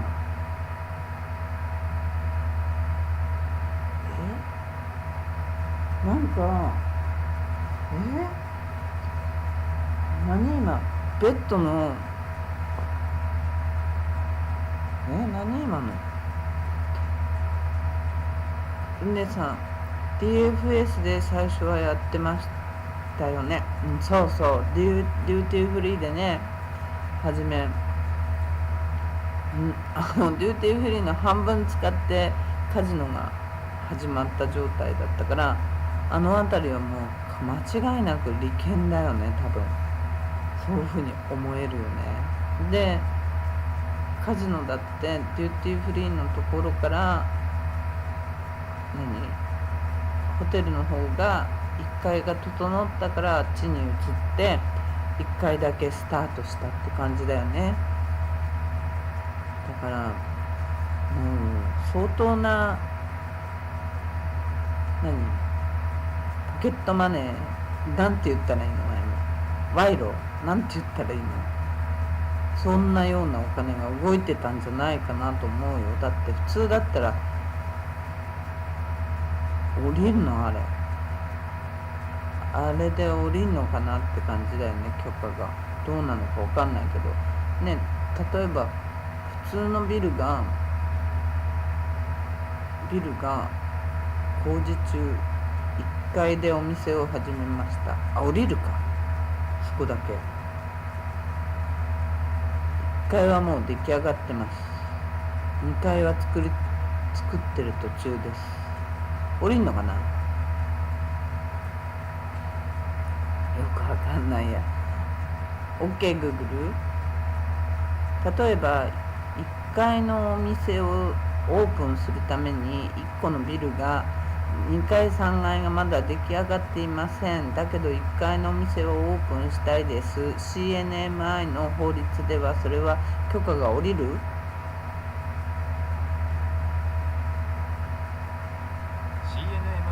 北マリアナ諸島自治連邦区の法律では、建物の一部が未完成であっても完成している部分について部分的な占有許可パーシャルオキュパンシーパーミットが下りる可能性があります。そうには以下の点降りるらしいよ。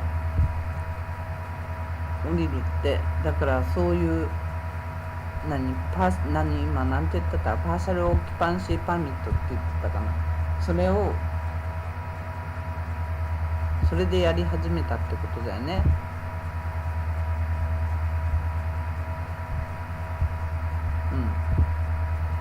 それでやり始めてその1回だけが降りてたってことだよね。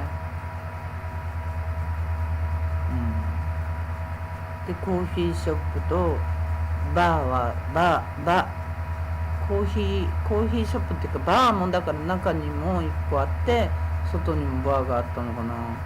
バーが外だけだったのかもしれない、もしかしたら。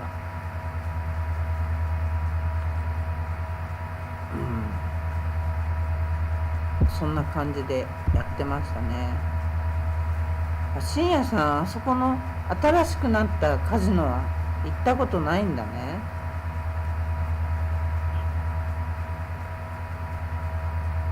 ガラパンのカジノになってからは行ったことないんだね。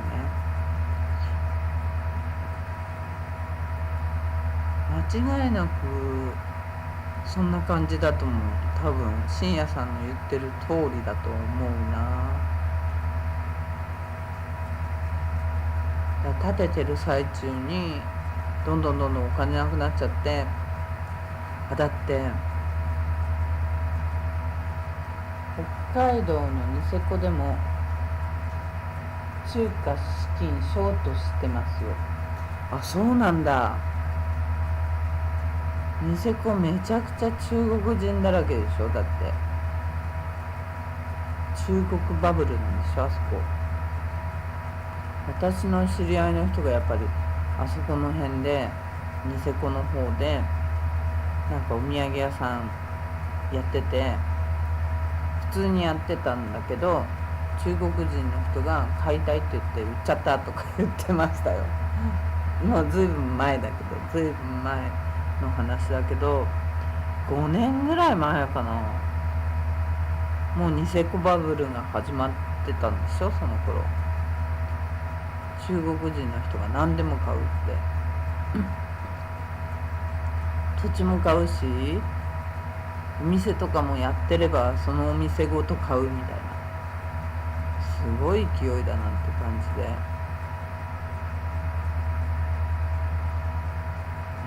ね、いいお金出すんならね、もうそれはもちろん売るよね。サイパンのね、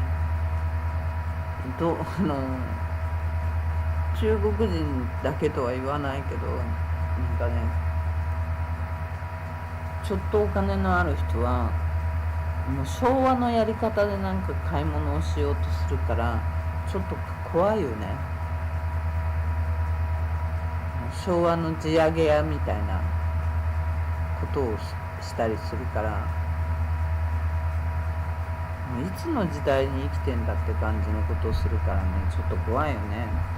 殺人事件だからさ、よくわかんないような事件も自然死したんだかどっちなんだかよくわかんないような自殺って言われてるけど、そんなような事件もあるからちょっと怖いよね、最後はね、そういう意味でも。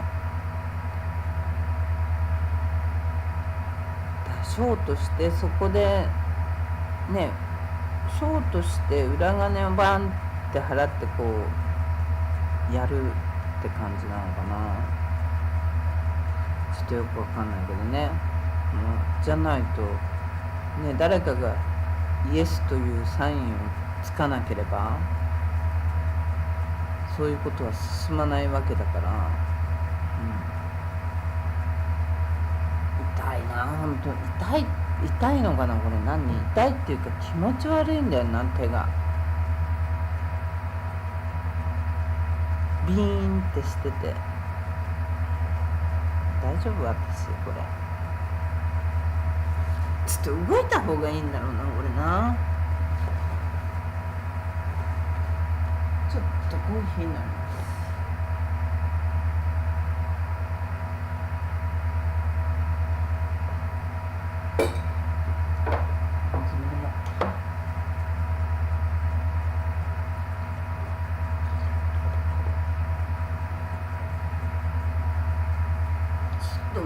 こう動くと気持ちいいもんね。動くとこうなんか筋が伸びてる気がする。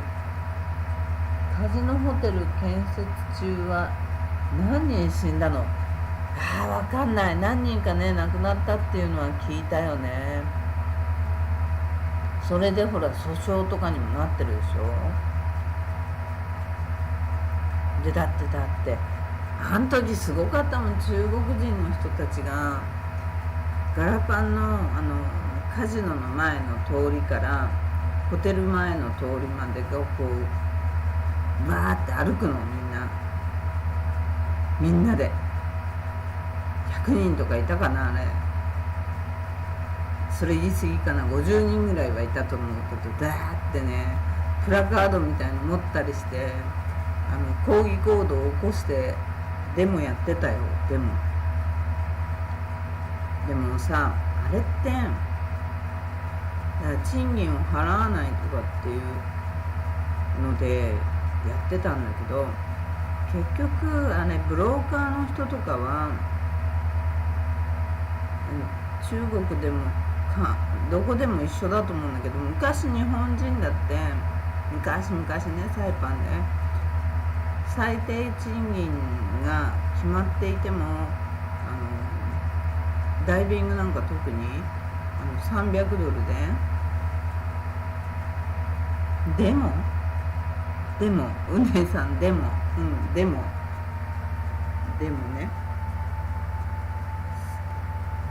あれデモは昔なんかは日本人でも1ヶ月$300とか$200とかで働いてた人がいっぱいいたの。それはだからサイパンに来て、日本人の場合は例えばサイパンに来てお金が稼げるっていうわけじゃなくて、サイパンに来て楽しいからで、ダイビングやりたいから、それでもいいから働きたいって言って来てたような人がいっぱいいたわけよ。で、中国人のその人たち、デモをやってた人たちの場合は、とある人たちは言ってたのは、ブローカーがいて、ブローカーの人にその会社がお金を払うんだかなんだかはそこはよくわかんないけど、中国よりも給料が結局サイパンの方がちょっと高い。でもサイパンの方からしたら最低賃金より安く雇えるからって言ってバーンってたくさんの中国の人を呼んだんだと言ってたけど、その人たちは。でね、結局向こうからしてもこっちからしてもウィンウィンの関係だったわけでしょ。向こうからしたら中国よりで働くよりは高くてちょっともらえる、パンともらえる。でサイパンの経営者からしたら、サイパンで雇うよりも安く働いてもらえるっていうことで、結局その辺がマッチしてて来てたはずだと思うのね。そんなようなことを言ってたけど、それで誰かが一つのこういうのどういうんだろう、腐ったリンゴじゃないよね、腐ったみかんじゃないよね。まあでもそういうような人が一人がサイパンって本当は時給、例えば本当は時給4ドルなんだってよとか、3ドルなんだってよとかって言って、その時に自分たちは2ドルでしかもらってないじゃんっていう感じで、その話が広がってってああいうデモになったと思うんだよね。中国にいる時は、こっちと契約する時はその2ドルでも中国で働いてるより全然高いからそれで行こうっていう感覚で来たんだと思うんだけど、っていうようなことをその来てた人たちが言ってたよね、前に。昔ね。意味わかる？だからお互いにウィンウィンだったはずなんだけど、それは法律に違反してるからっていうことで結局はダメになっちゃったしっていうところなんだと思われるよね。建設する人なんかものすごく必要だもんね。すごい人数必要だもんね。それをだからCW ってあったのかな、その時。あったかな、なかったのかな。 CW っていうピザがあったよね。あったよな。もう俺に2009年の後だよね。あった。もう CW があったから、それに間に合わなかったからどんどん来ちゃったんだろうね、多分。すごい人数来てたもんね。毎日バスが2、30人乗るような、もっとかな、30人ぐらい乗るようなバスが毎日5、6台動いてバンバン送り迎えやってたもんね。すごいなと思ってたから、その労働者の人たちも終わるとちょっとその辺でビール飲んだり、道端でビール飲んだりなんだりしたりしてた人たちもいたから、帰るバスが6時なんだとかって言ってそういうことやってたよね。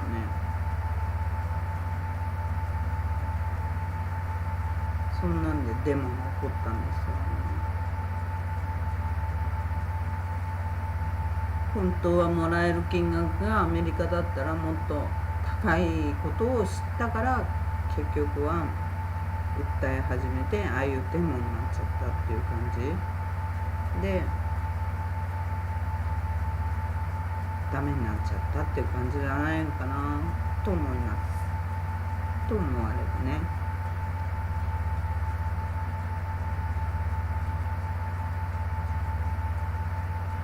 聞いてる？聞いてない？もしかして聞いててくれたかな？聞いてないかな？聞こえてないとかある？今体を伸ばしながら喋ってたから聞こえてないとかある？これやばい、マイクから離れてたから。字幕出てたかなあ？もしかして字幕出てなかったかな？字幕が出てるか出てないかも見えない。あ、出てるわ。ここで拾ってるってことは聞こえてる？なんか字幕の拾う速度がめちゃくちゃ遅いんだけど。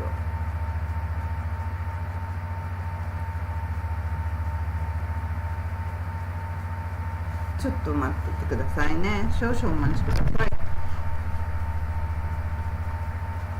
あ、体伸ばした。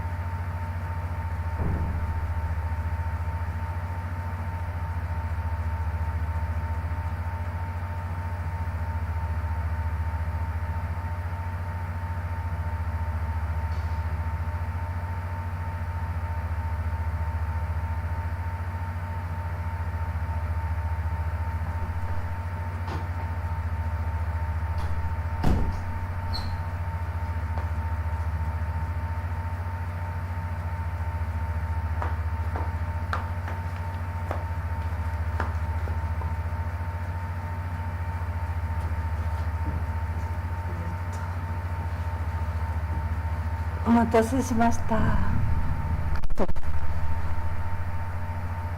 誰もいなくなっちゃった。もしかしてもしもしもしもしじゃないよ。誰も聞いてない？もしかして聞こえてんのこれって。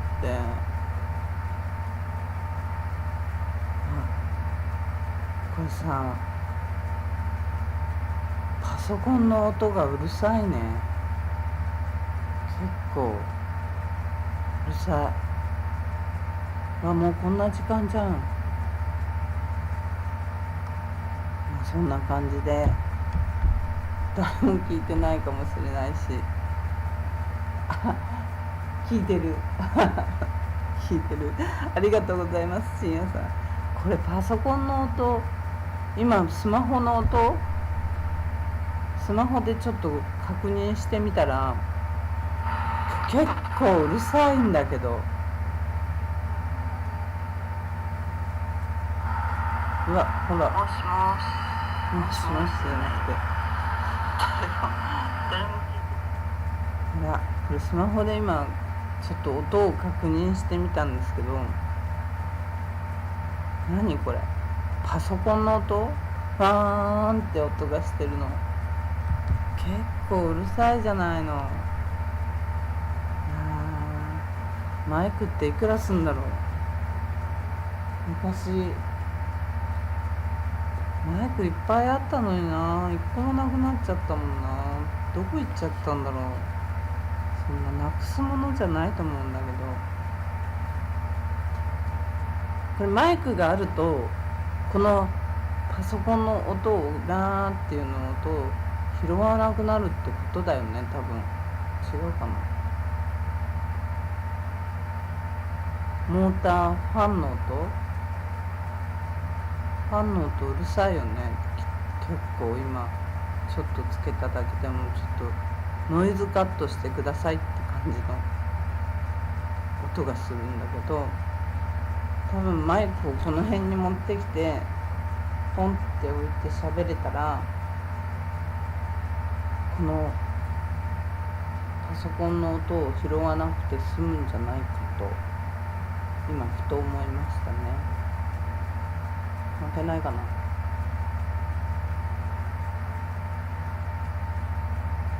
待てないね。ちょっと体を動かしてないからこれ変なしびれがあるのかもしれない。今ちょっとおトイレに行くときに手をぐるんぐるん回してみたらちょっと心地がいい。ちょっと頭痛がするなと思ってこう伏せってて動かないでいたから、でそこにしびれみたいのが来て、ちょっとまた動くのやめようって動かないでいたから余計ダメだったのかもしれない。もしかしたらわかんないけど、ちょっと今手をぐるんぐるん動かしたら血行が良くなった気がするんだけど、気のせいかな。よいしょ。気のせいかもしれない。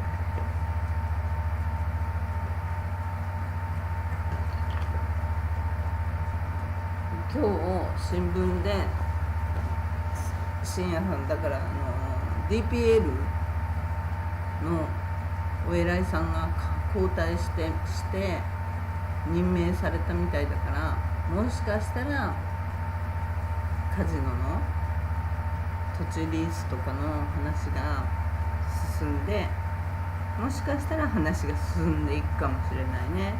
今だからこの間も動画作って流した方、あそこに書いたけど DPL が全く動かない状態で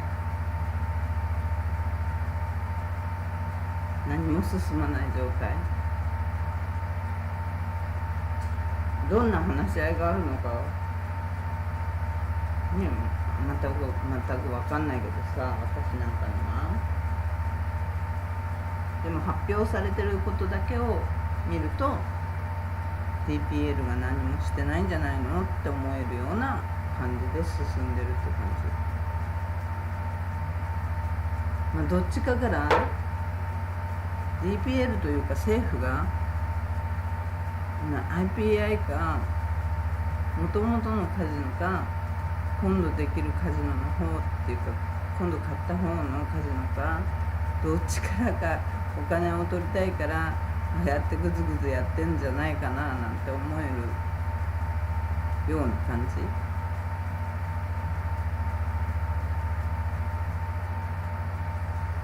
だから話が進めてないような感じなんじゃないかなって思いますね。実際は分かんないけど。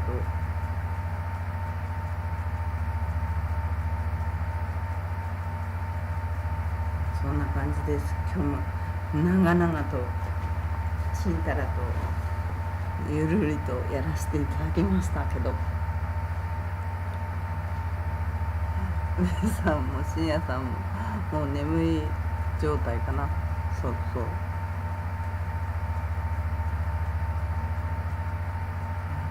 ドル円どうなったんだ。なんかここのとこね、もう4円も動く、1日に4円も動くなんてすごいなんていう状態なんで、まだなんかさっきと同じようなとこにずっとなんか夕方ぐらいから同じようなとこにいるような気がする。ドル円ずっと動いてないような気がする。146円刺さないで帰ってきたのかな。下に突っ込んでいくのかな。どうなんだ。もうちょい上上がってから落ちてもいい感じなのに、まあそんな感じですね。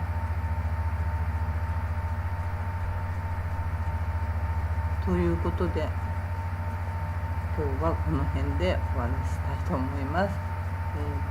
深夜さん、皆さん、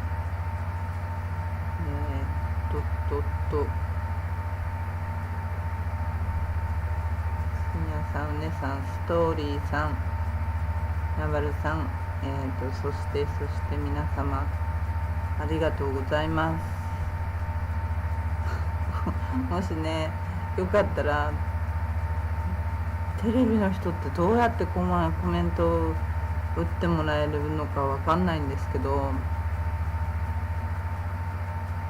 コメントキーボードがないと、テレビにキーボードはないみたいなので、見てくれてるだけでもありがたいと思います。もしね、今度携帯で見るような、機会とかありましたらコメントいただけるととても嬉しいです。で、皆さんありがとうございました。また明日も配信していきたいと思いますので、ぜひ明日木曜日、金曜日、木曜日だ。もう日が明けてるから木曜日ですよね。また明日配信していきたいと思いますので、よろしくお願いいたします。それではなんだっけ、よかったらいいねボタンとチャンネル登録よろしくお願いします。ということで失礼いたします。